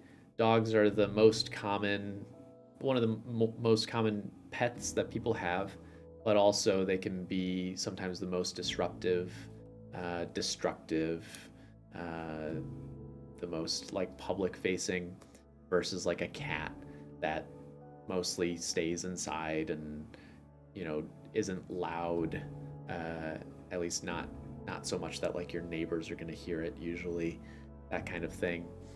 Birds can be similar to dogs in that respect. If they're loud, like they can disrupt other people, right? When you're thinking about emotional support animals, the questions that you're asking about and the hesitance comes from, is this going to cause, like, will this animal cause problems for the client that will cause more stress, that will then negatively affect them, right? Are they actually an emotional support and providing benefit, or are they, you know, hurting that person in ways that they're perhaps not fully evaluating, or that they're downplaying? So anyway, that's a tangent. Let's see. A psychiatrist discharged me after a 5150 due to self-harm, asked me if I was going to hurt myself again. I told him not until this heals. He let me go. I wasn't offered therapy. Wow. Dang. Screw that guy. Yeah. So, I mean, if you're being discharged from a 5150, so for those who don't know, 5150 is when you're involuntarily hospitalized, right? You're brought to the hospital due to risk to self, that sort of thing, or risk to others. And whether you want to go or not, you're going to go. And it's, you know, obviously a pretty serious situation usually that brings you there.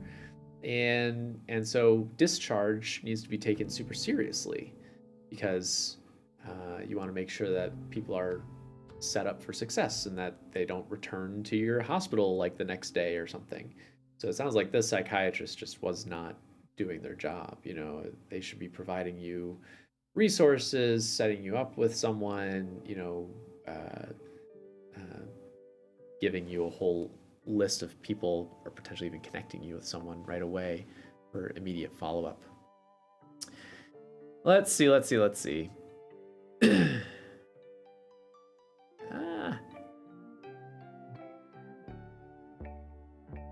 Mushrooms catalyze therapy. Maybe. I don't know. It's hard to tell when it's not legally permitted. My first trauma therapist told me that my PTSD could temporarily get worse after starting therapy. Very true. Yep. It is one of those things where, like, you know, especially something like PTSD, you know, you experience this trauma, and then you develop all of these coping skills to try and deal with it. The problem with PTSD is that they end up being these maladaptive coping skills, right?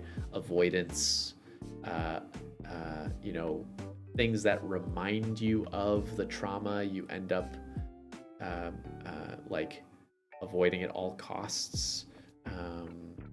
And that is a way of trying to like protect you from bad things. But obviously that can get out of hand and cause a lot of issues.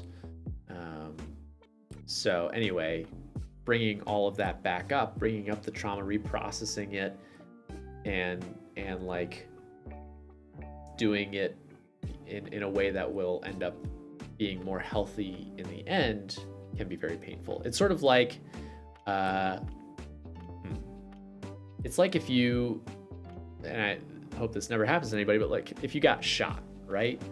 And the bullet ended up being in your body, but it healed over, right? But it continues to like do harm to you. That would be like PTSD, right? And therapy to treat the PTSD would be like doing surgery, opening it back up, right? And that can be painful. You know, usually you're using drugs to numb the pain when you're doing surgery, but it's like that. You pull out the bullet, all the stuff that's doing harm, close it back up, and then let it heal again. And the healing process then takes a while as well. That would be my analogy. It's not a perfect analogy, but it's good enough. Let's see. She did at one point offer to just let me read for the hour. That's for the mandated therapy. That's kind of nice, you know. I would take up that offer. Just read for an hour. Let's see. Interested about working with court-mandated clients. How could that lack of autonomy / motivation impact the effectiveness of treatment? In cases of crime, how does the idea of rehabilitation hold up? It's an interesting question at the end there. Well, obviously, you can't make someone do something that they don't want to do, right? No matter how hard you might want someone to participate in therapy, that sort of thing, the other person always has autonomy and freedom to do what they want. If they choose not to talk to you at all during session, they have that right, and they can do that. I guess your job is to try to create some sort of a bond, some sort of connection to make treatment effective. Now, I should say that not all court-mandated clients are automatically at odds with the therapist either. You know, I think there are some people who come in who are court-mandated who actually really want it, I guess. So anyway, it can vary a lot. And then in cases of crime, how does the idea of rehabilitation hold up? I mean, people who commit crimes are not necessarily like bad people. You know, it's not like they're a lost cause or anything like that. So rehabilitation, you want to call it that, is it holds up fine, right? You can, I think when people are given the support that they need and given the tools needed to address the issue that that led to committing the crime in the first place, then the crime becomes less necessary or less of an option, I guess. Thoughts on EMDR? Oh, you should have been here earlier, Liv. We were talking a little bit about EMDR. I don't really know. I need to do more research on EMDR. It's one of those things that I don't get, and therefore I'm skeptical of it. But it's very popular, and there are a lot of people that do it. So maybe there's something to it. I don't know. My therapist encouraged me to live a double life. Not sure if it's a good or a bad thing. Iman, I think I would need more details on what you're talking about. A double life? Like you have two families or something like that? Yeah, I don't know. I don't totally know what you mean by that. Mr. Hodvig, when I first started seeing my therapist, I would be a wreck afterwards, which upset my parents. They thought I was fine before, and now someone is upsetting me. Yeah, it's hard. I mean, if you're bringing up a lot of difficult stuff in session and other people see it, it can scare them, you know, because they're like, oh no, this person is like hurting you. They're ruining you. But really it was just there under the surface. I had 3 appointments with a campus therapist after Title IX incident, after which point she informed me that due to a conflict of interest, she couldn't see me anymore. Ooh. So did they refer you elsewhere? She obviously couldn't say what happened, but I would guess that someone tangentially involved had already been seeing her. Oh. Maybe have more therapists on your college campus. I don't know. Yeah, I mean, well, let's just throw this out there. If you were assigned to a campus therapist, especially after a Title IX incident, and then there was a conflict of interest, that therapist has a responsibility to refer you to someone new and to like provide you with those resources, right? You might need to be the one that goes through with scheduling the appointment and all that stuff, but that is necessary. Like that is fundamental. If they didn't do that, then they didn't do their job. Is it reasonable to complain about someone not going to therapy if they would have to pay for it out of pocket because of the absolute state of the healthcare in this country? Is it reasonable to complain about someone not going to therapy if they would have to pay for it out of pocket because of the absolute state of the healthcare in this country? No, wait, is it reasonable? Sorry, there's like kind of double negatives in here. Is it reasonable to complain about somebody not going to therapy? It is not reasonable, I guess. The healthcare in this country is abominable, right?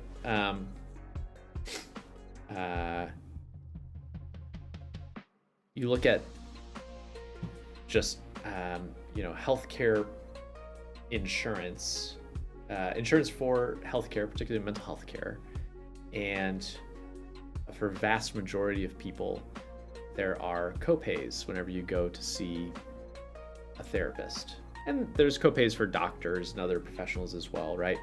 But with mental health therapy, it is often different for most people from other professionals that they see, right? You might see your doctor once a year, or let's say you have a few health issues that you have that checked up on, more frequently. You see them once a month, right? $10 a month, if that's your copay, isn't that bad. Or let's say you have physical therapy and your copay is like $15 every session, but you only have like 8 sessions with that person. So you're seeing them every week for eight weeks, and you pay that, and you know that it's more expensive for that month, but then there's like a finite, like there's an end to it. That can be manageable. With mental health treatment, I think oftentimes it can be longer lived, right? People want to be in therapy for longer periods of time, years, right? And so even if your copay is $10 and you're seeing your therapist every week, well, then that's $40 a month, right? That's expensive. That's a lot. That's a lot for a recurring subscription, essentially. Like, it's great, you're getting a lot of good treatment out of it, but it can be a lot, and that's a low copay. If your copay is like $20, then you're talking $80 a month. Or if you see somebody twice a week, right, then you're doubling that. So anyway, I think we need a reckoning in our healthcare system to sort of figure out how to provide reasonable access to mental health care for sustainable periods of time. Now, within the therapy world, there is like solution-focused or brief therapy, and those are effective, but what you often find is you get to the end of your 8, 10, 12 sessions, and the person who you're working with says, but I got this other issue, right? And they want to keep going. So brief therapy or solution-focused therapy, it's great for addressing a particular issue, right? You come here because your grandparent died, and I'm gonna help you process that and get through the feelings that you're experiencing. And now that you've gotten through that, you're done with therapy. I think that's totally reasonable. But oftentimes people will want to continue to have that outlet because it is kind of a unique experience. Anyway, we could talk about healthcare a lot. Let's see.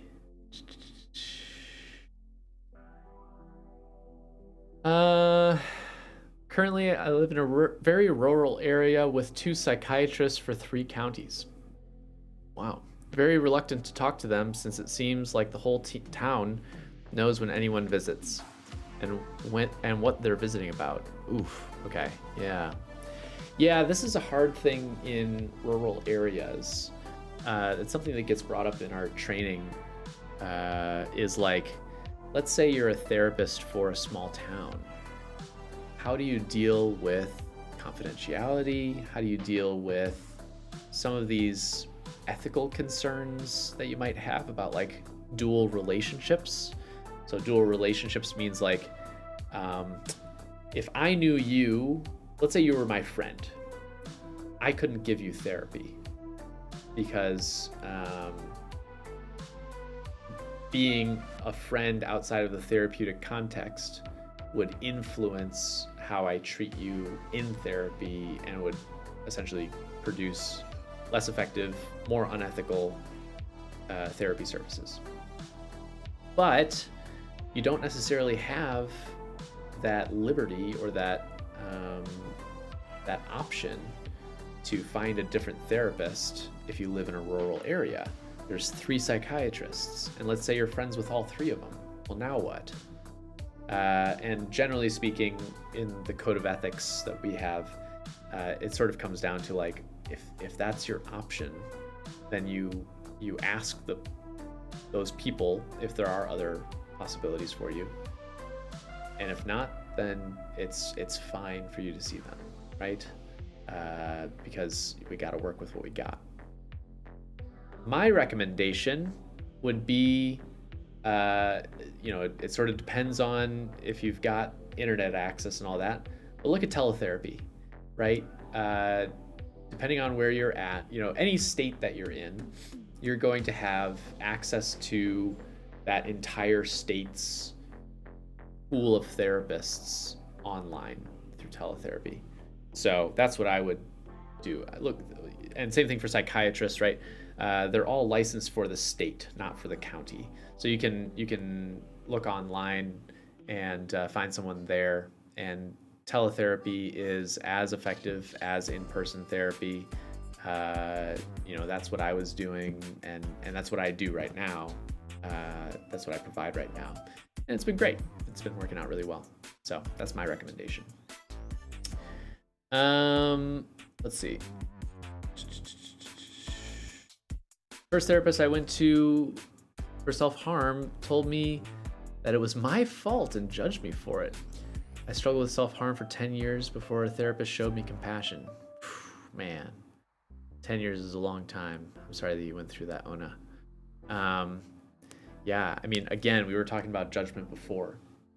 If your therapist if you feel judged by your therapist, your therapist is like putting it on you, and you feel like they're blaming you, that sort of thing, that can be a red flag that like, maybe this person isn't for me. Maybe they're the wrong fit. Maybe they're like just really not very good at doing therapy, right? There are some people who really appreciate that kind of tough love, tell it to me straight, don't sugarcoat anything kind of approach. But for most folks, they want understanding. They want compassion, like you said. College therapist was the best. It was one with PhD, definitely was a good influence on me. Good to hear that. That's great. Also, when I initially contacted the campus therapy office, they told me that my timing was bad because the semester was ending, as if I chose the timing or was trying to mess up their scheduling. Yeah, things can get a little bit messy with campus services. But in that case, they should refer you off campus, right? If they're not able to provide you services at that moment. So that's kind of silly. I feel like I say I don't know a lot in therapy, and I'm not sure if my therapist expects me to know or not. Yeah, well, I've definitely encountered that in the past with clients saying I don't know. And I think, the conclusion that I've come to is that there's a lot of different reasons why people say I don't know. Sometimes genuinely because they don't know, right? Like before, someone was saying, like, my therapist asked me, why did you do XYZ? And they would say, I don't know, right? They didn't have a good reason. But I think sometimes people say I don't know because they feel uncomfortable talking about whatever the situation is, or don't feel ready to, or they say I don't know because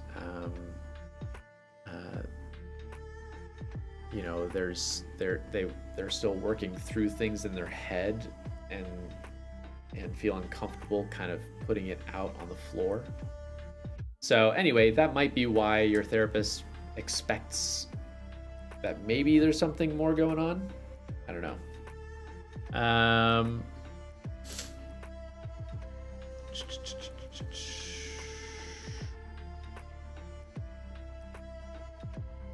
Let's see. Started therapy 7 weeks ago. It's been amazing. She's awesome, and I'm starting to get less formal and reserved. And she said she's proud of me and my growth last Tuesday. Oh, that sounds great. That sounds awesome. I'm glad that you found this person and that so far it's been such a good experience.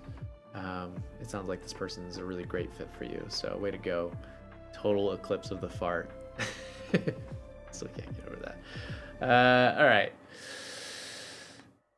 Let's see. I feel like it's hard to trust therapists off the bat, and the stress of explaining all your trauma to someone and having to go back and square one and find a new one is tough. That's true.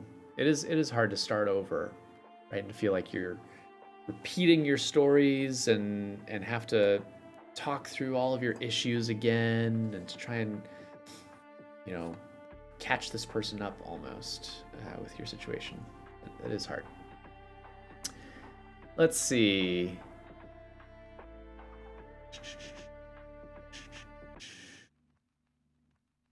Why do some therapists get angry with people who are struggling with self-harm? Ooh. I would hope that they don't express that to you directly. Anger seems like the wrong response there. I would imagine that if you're being met with anger by a therapist, that most likely they're scared and worried for you, and perhaps frustrated because they want you to be better, right? They want you to feel better, and know that you have like the potential to change, right? And to do things in a different way. But if they're coming to you with anger, it seems like maybe they're struggling themselves with knowing how to react to what you're telling them. So I'm sorry if that's happened to you. Let's see. Oh, yeah. I am also very pale and burn easily, so I get that. So no to tanning.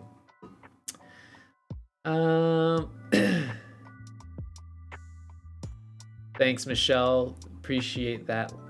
All the kind words. I think I just reach a stage where I know I need to talk and just have to get it out. Then I know it's okay and can open up more. Yeah, that's nice. It's good to get to that point. I just need funds for a therapist. Cries of poverty. Besides, if they ain't Mike, I don't want them. Jam. Come on. There's plenty of good people who are better than me, right? It pains me to say it, but there are therapists who are better than me. Anyway.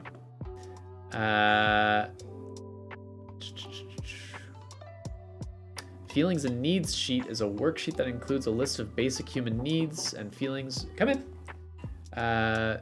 When needs are met and the feelings when they are not. I always have it up on a tab. Oh, that's nice. That's cool. If you wouldn't mind just sending that to me, Eatwood, I'd be curious to look over that. You know, oh, thank you. Wow. Look, I got cake. Hand delivered. It's a Guinness cake, actually. It's delicious. Still celebrating St. Patrick's Day. Let's see.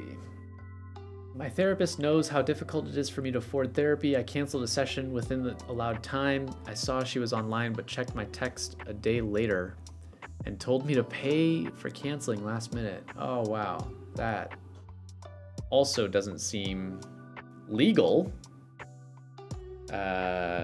and also seems unethical, right? If they have a policy, unless they clarify or say that like you must call in order to cancel or something along those lines, you know, they shouldn't be able to charge you for canceling if you contacted them within the allotted time. Bill, this is not yours. Bill has now joined the chat because he saw that I had cake. Okay. You're in the way.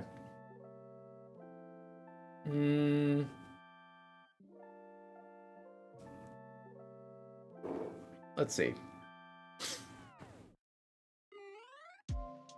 Here in Oregon, there's also llama therapy? Wow. I wonder what that's like.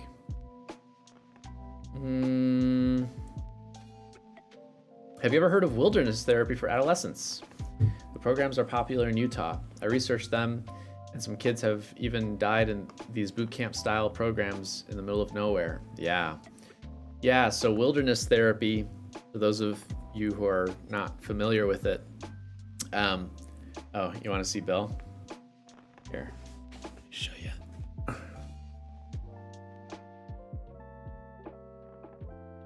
Bill, say hi. Bill. Hey. He's looking at me. There he is. What a cat. What a good cat.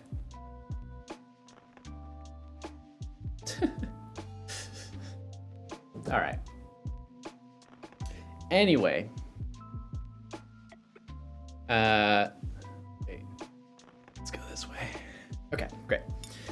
So, wilderness therapy programs are programs where it's usually for like troubled kids who have behavioral issues. They're sent out into these, into the middle of nowhere, usually, you know, Utah, Colorado, there's some on the East Coast. They're all over the place. They're all over the country, but they're out in the wilderness, right? They're out in these camps that are secluded and away from everything. And part of the appeal of that is, since they're out in the middle of nowhere, these kids can't like escape because there's nowhere to escape to. You know, they're literally trapped on this, out in the woods. And so they have to remain in these camps and are, you know, taking on long walks and you know, supposedly these programs are often advertised as like, you know, we're going to help your kid learn fundamental wilderness and like survival skills, and that will teach them discipline, right? Not all wilderness therapy programs are created equal, but this is sort of based on what I've heard from people. Now, the problem with that is that oftentimes what ends up happening is these wilderness therapy programs are actually pretty unethical, treat the kids really badly, you know, because these are kids who are troublemakers, right? They end up being like punished and stuff like that, like physically, or like by not being provided food, or by being forced to do certain manual labor or other tasks. And like this person is talking about, some kids have even died in these programs because of maltreatment or because they're trying to get away and wander into the middle of the woods and nobody finds them until much later.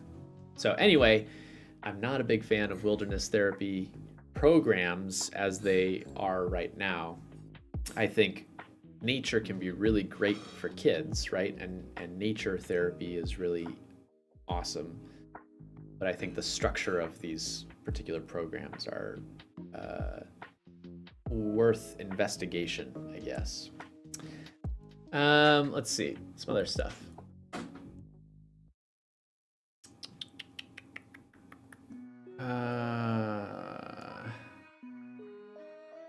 When I told a new therapist that I was having an anxiety attack and was worried that I was going to harm myself, he told me that if I didn't leave his office, that he was going to call the police.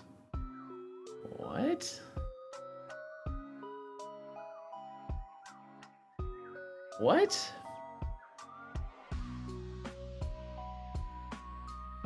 I don't even know where to start with that. That sounds very strange, right?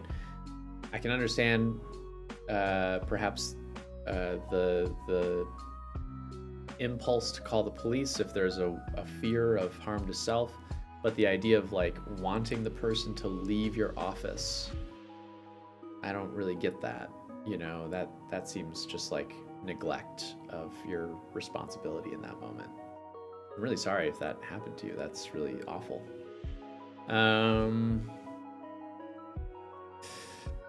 Do therapists who are white get special training on how to help Black people who may face different challenges in life than white people? Great question, really great question. So I'll say this, you know, in my program, we had a few different courses that were tailored towards multicultural counseling.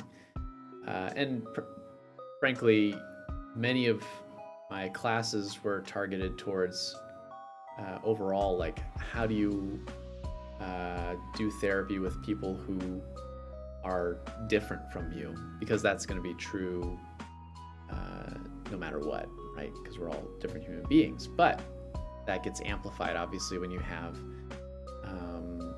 racial differences or socioeconomic differences or differences in sexual or gender expression. And so those were big topics, things that we talk about a lot. And I think I will say that I don't think that there's sufficient training, right? Because there's always more to learn and to get better at. And I think that so I guess I would say there is a lot of consideration put to it. Whether or not that is sufficient in and of itself depends on the individual therapist, I think, you know. Great question, and I think it's a really important one too. Let's see. Oh, Sophia asked what's a Title IX incident. Title IX is when there is discrimination based on sex, I believe. Let me look that up to make sure.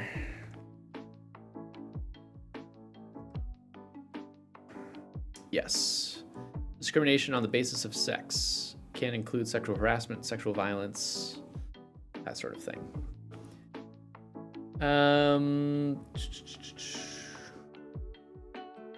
I did get referred to someone new, but it was really discouraging to have to, yeah, I totally get that.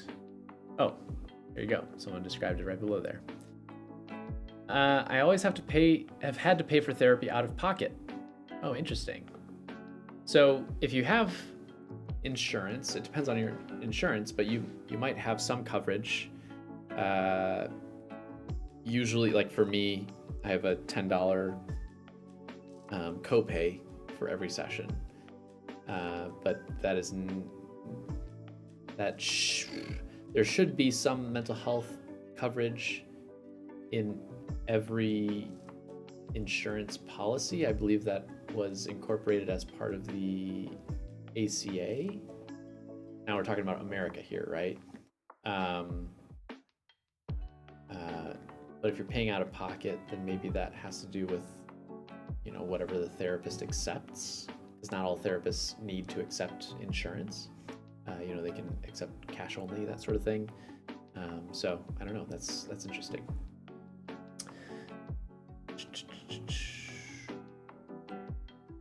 How does the need to bill for insurance affect the treatment that is offered? Well, I don't know if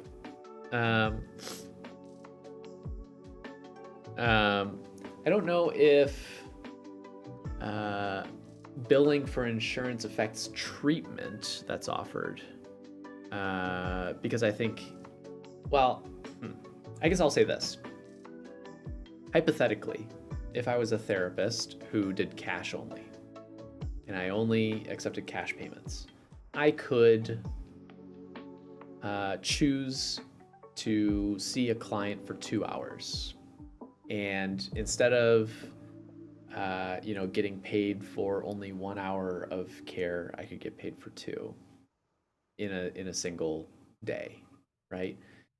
With insurance, you're limited, right, to an hour. You can only provide up to an hour. I mean, you can provide over that, but you won't get paid for it. So that is a limit, I suppose, that's placed on treatment within a single day, right? Now, if I see you multiple times a week, I can bill 2 separate times or 3 separate times or whatever for each of those hours. Beyond that, it doesn't really affect treatment at all, I would say.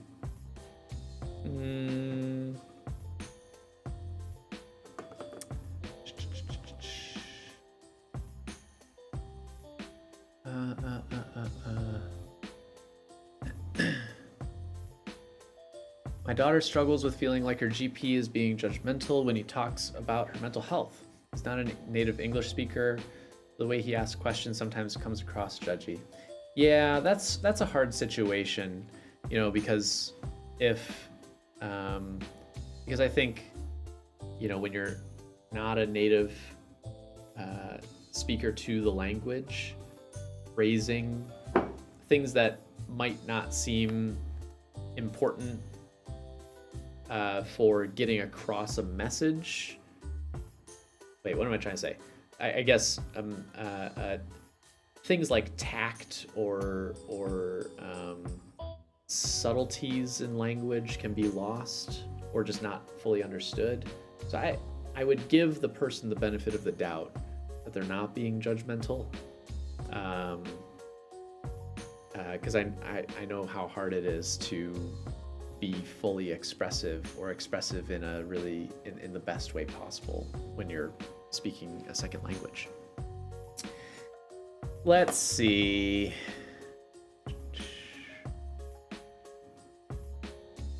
Have you ever met anyone with a story about wanting to strive more or do something more to reach more potential? I always joined the military. I always wanted to join the military, but I feel pressured to deal with time and doing things at the right time.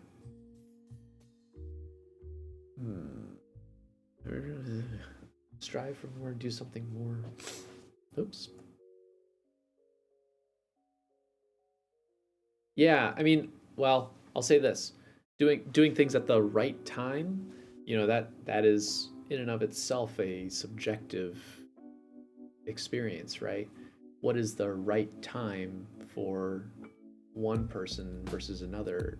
There is no right way to do anything, right? So I would say I definitely have a lot of clients who talk about wanting to do things the right way, and feeling that pressure to do things with the time that they have and to not fall behind and to reach their full potential and all that stuff. And oftentimes that pressure comes from like this social construct, the social pressure to like, you gotta like you have to do XYZ in order to be successful. You need to do this in order to be considered like good enough. So anyway, I think it's worth letting go of some of that stuff because it can be pretty limiting, but also it causes a lot of unnecessary stress sometimes. Not to say that it's not important to have goals, right? That is very important, but I don't think. I think it's worth assessing what you want more than anything, I guess, rather than what other people want. Let's see. Fortunately, she has a social worker who she gets along with well and doesn't feel judged no matter what she brings up, even when the social worker gets tough with her sometimes. That's great. I'm really glad to hear that, Dan. She's getting the help that she needs. Everybody's talking about Bill. I'll just show Bill one more time just to, please the people. There he is. He's still hanging out. Let's see.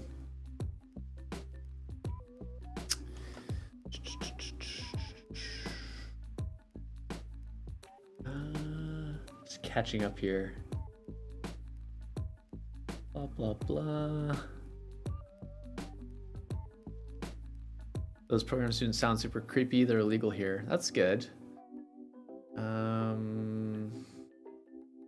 Yeah, that's a good point, T. The wilderness therapy programs often are not run by licensed professionals.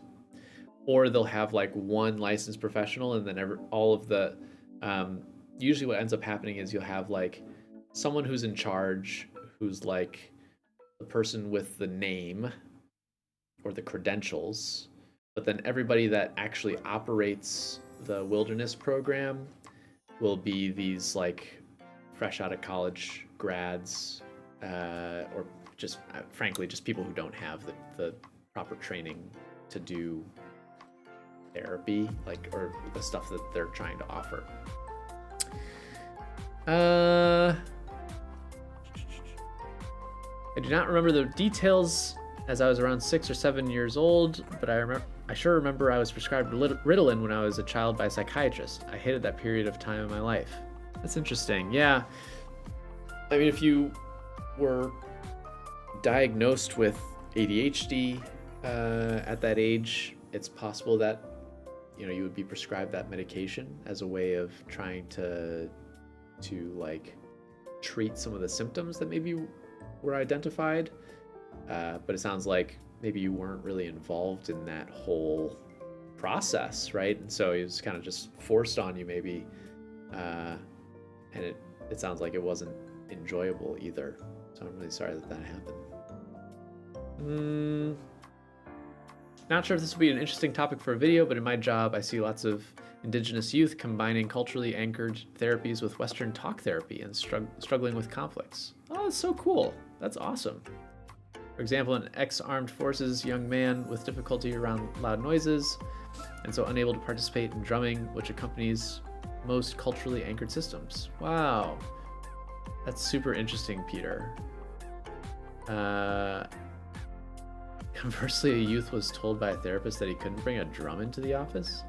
What? Interesting. Yeah, no, that sounds really cool. I would, if you feel so inspired, send me an email, because it sounds like a really neat intersection that's going on there. And I think we can always learn more about culturally informed treatments and stuff like that. I mean, because to be quite frank, most of psychology, not to even mention therapy, is normed on white people, right? That's just the truth. Like the Eurocentric view of mental health and of how to do certain things in therapy. So I think it would be great to expand that and to bring awareness to other people who are doing good work like that. Let's see.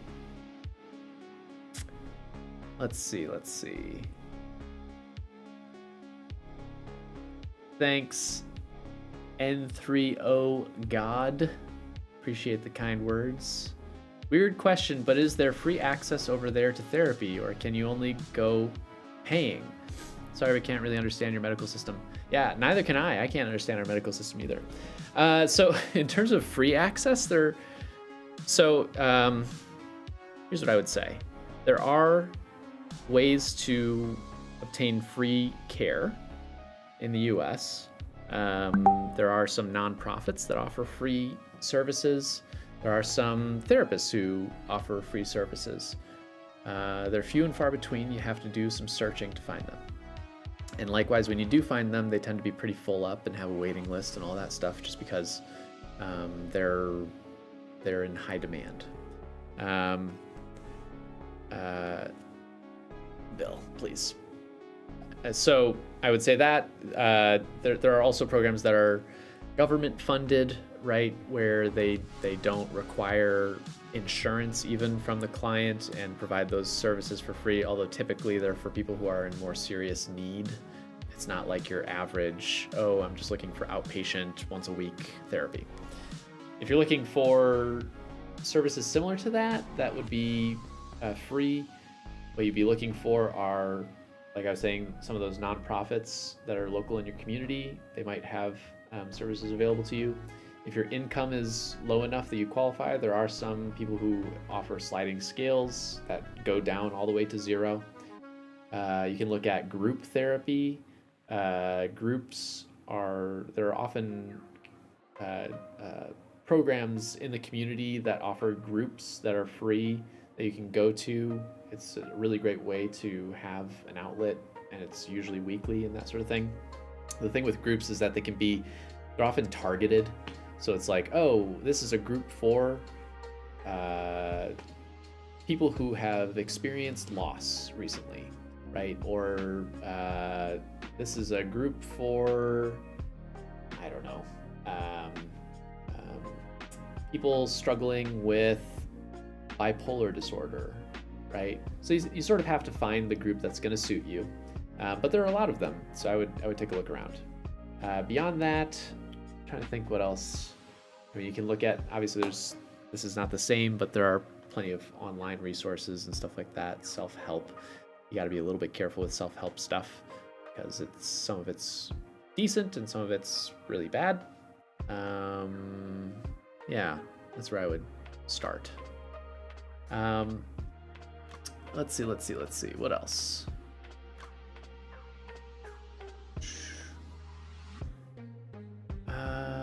Also, yeah.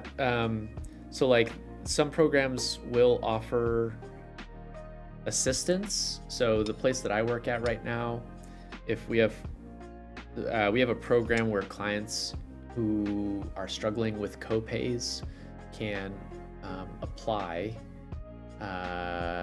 to essentially have their copays covered, right? If they qualify. So they apply, and then we have this like pool of money that then gets provided to the clients who are part of that program, and then they pay $0 because their copay is being covered by the program. So it requires you to have insurance, but that is an option. Something like that is an option too. Let's see. See you later, Lila. I have over the last 15 years only had one insurance that covered it, and I had to pay in full and submit my receipt and therapy notes so they could decide if they were going to reimburse. So that sounds like an issue. So T, that sounds like an issue with your therapist. What's happening there is your therapist is saying, I don't accept that insurance, but you can take a receipt and submit yourself if you'd like, right? Which, whatever. Some therapists choose to do that because they want to get paid and don't want to deal with insurance companies. What you want to find is a therapist who will bill for your therapy themselves, and that's how they're going to get paid. So you don't pay up front. You might pay your copay, right? But the person who you're seeing will bill on your behalf with the insurance company, and that's how they would get paid for services, right? If that's possible. That is how things normally work with insurance. So it sounds like, I don't know, the people we've been seeing have been very reluctant maybe to do that, or maybe they don't even accept, like they don't normally accept insurance. Maybe they're paneled, but they just don't do any of their own billing. Is there a difference between mental health issues that are biological versus environmental? Is there really any separation? If so, should they be treated differently? Well, yes, there are differences. You know, there are certain mental health issues that are more biological versus environmental, things that we see that start at birth. Certain issues like, that we see that are genetically linked. But that separation can be hard to know for a lot of stuff. In terms of treating them differently, potentially, if something is genetic, there may not be it's not like we can CRISPR out that gene and fix whatever genetic difference that there is when a person is seeking treatment, right? So I would say usually treatment is pretty much the same, but I think you always have to consider biological sources of issues, right? Someone might be experiencing depression, and what's really going on is that they have some other medical concern that's going on, right? A problem with their glands or who knows what. And receiving medical treatment would resolve some of those symptoms. So you always have to consider that. Blah, blah, blah, blah. I did psychedelic therapy session recently. Really? With psilocybin? Do tell. Tell me more. It was definitely helpful, but I'm not cured. Didn't expect that because of treatment-resistant depression. Yeah. Where are you located? You're probably not in the United States. Just because it's not really permitted here, right? Or if you are, then it's something under the table that you're doing, right? But there's a lot of good research coming out about the use of psilocybin, other psychedelics, other drugs that are Schedule 1 that are considered like illicit that can be used for treating depression. And like you said, it's not a cure. So, it's not going to be like, oh, you just take shrooms and suddenly, you're fine. You're totally A-okay. Everything is back to normal. I think things like psychedelics can just help with creating new neural pathways, right? Can help you think in a different manner. But that doesn't mean that you will necessarily right away, or that creating those new pathways is going to elicit the desired change that you want. It's the foundation, it's the start of something potentially, but I think you gotta figure out how to strengthen those new connections that you're making so that change becomes more concrete, becomes fixed. Let's see. In my country, healthcare is basically free. I used to go to therapy, and he's excellent. He gave good responses and taught me breathing techniques. That's great. I very much envy your free healthcare. I would love to have that. A video about culturally informed treatments would be so interesting. Good to know. Okay, I'm gonna add that to my list. 1 second. Okay.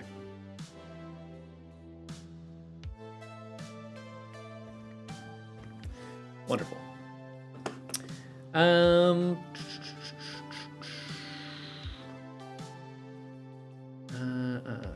TMS, yeah, that's another. So TMS means transcranial magnetic stimulation. It's sort of similar-ish to, from my understanding, the way that it works is similar to our understanding of how something like ECT works, electroconvulsive therapy.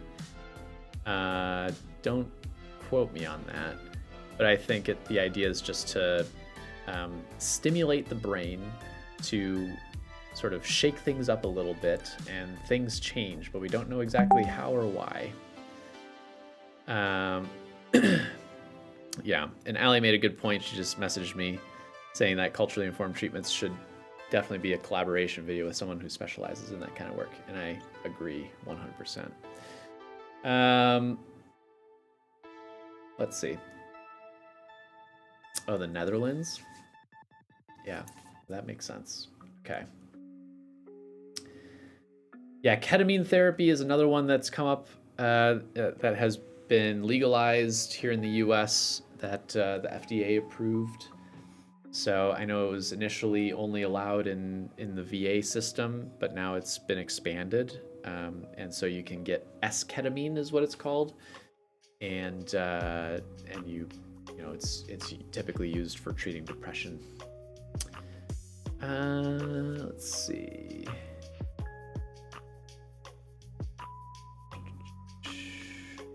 Everybody talking about shrooms. Hyperthyroidism, yeah, absolutely. That's a great example of a physical ailment that can affect your mental health in a pretty significant way. Oh, hello, LTS. I really want to go to therapy, but I'm kind of afraid my country therapy is bad. What should I do?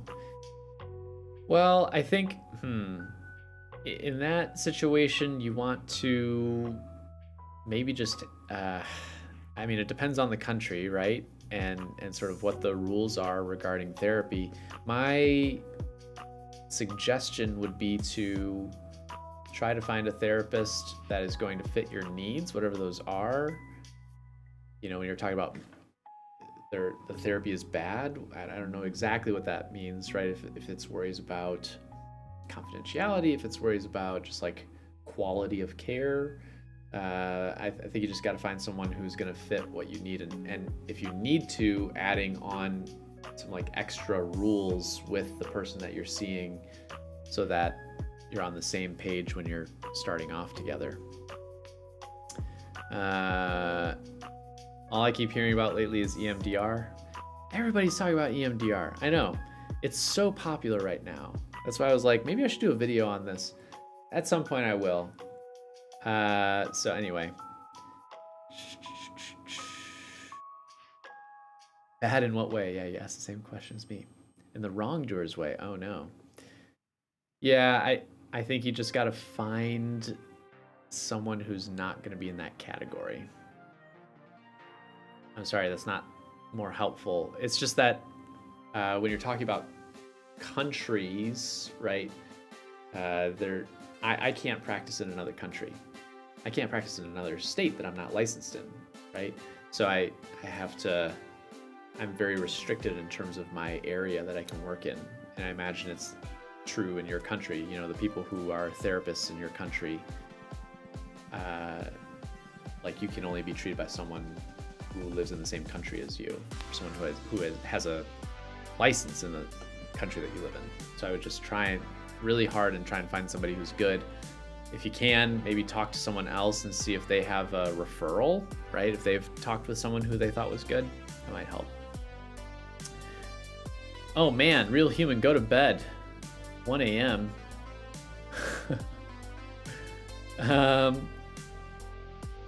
Let's see. I was curious about whether or not therapists see drastic changes when clients move locations, especially in the era of remote sessions. They move locations. Well, I'll tell you this. You know, I am only licensed in California and Illinois. And so I can only see clients in those two states.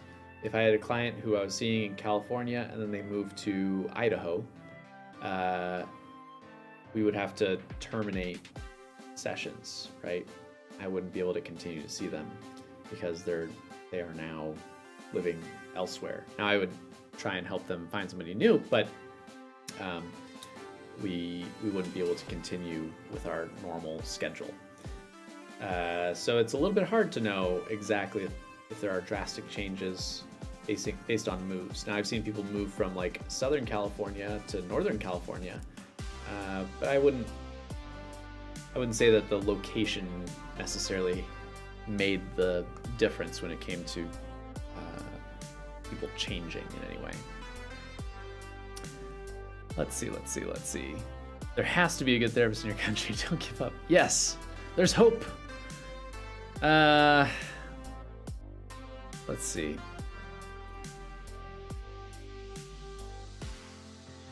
All right. Yeah, Body Keeps the Score is a book that a lot of people recommend, and I've heard really good things. I have not read it myself, but I've heard really good things about that book for talking about trauma. Oh, I've caught up, everybody. I finally got to the end of all the comments. I really appreciate all of you for sharing your therapy stories, both the good, the bad, everything in between, the weird. Yes, I know.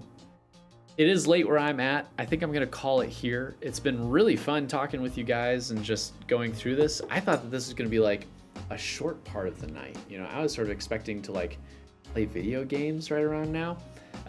So anyway, it was really fun just chatting and hearing about your experiences. I'm hoping to stream more often. If you want to catch me elsewhere, let me just, oops, my caps lock is on, probably because Bill stepped on the key. I'm gonna put in my, it didn't actually do the link. Let me type it in fully.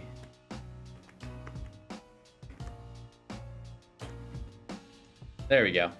So I just put a clickable link in the chat to my Twitch channel, which I also stream this stuff over there, but then I also stream other stuff that I also stream other stuff that doesn't get posted up on YouTube, like playing video games and stuff like that. So if you're curious about seeing me do stuff like that, then feel free to follow me over there if that's a social media that you use, if that's a site that you use. But otherwise, yeah, I've appreciated talking with all of you and for all of you sharing your stories. If you want to see, people are talking about the cat at the end here. Just one last look. Oh, hello, Bill. He's in his cat bed. I hope that you all have a good night.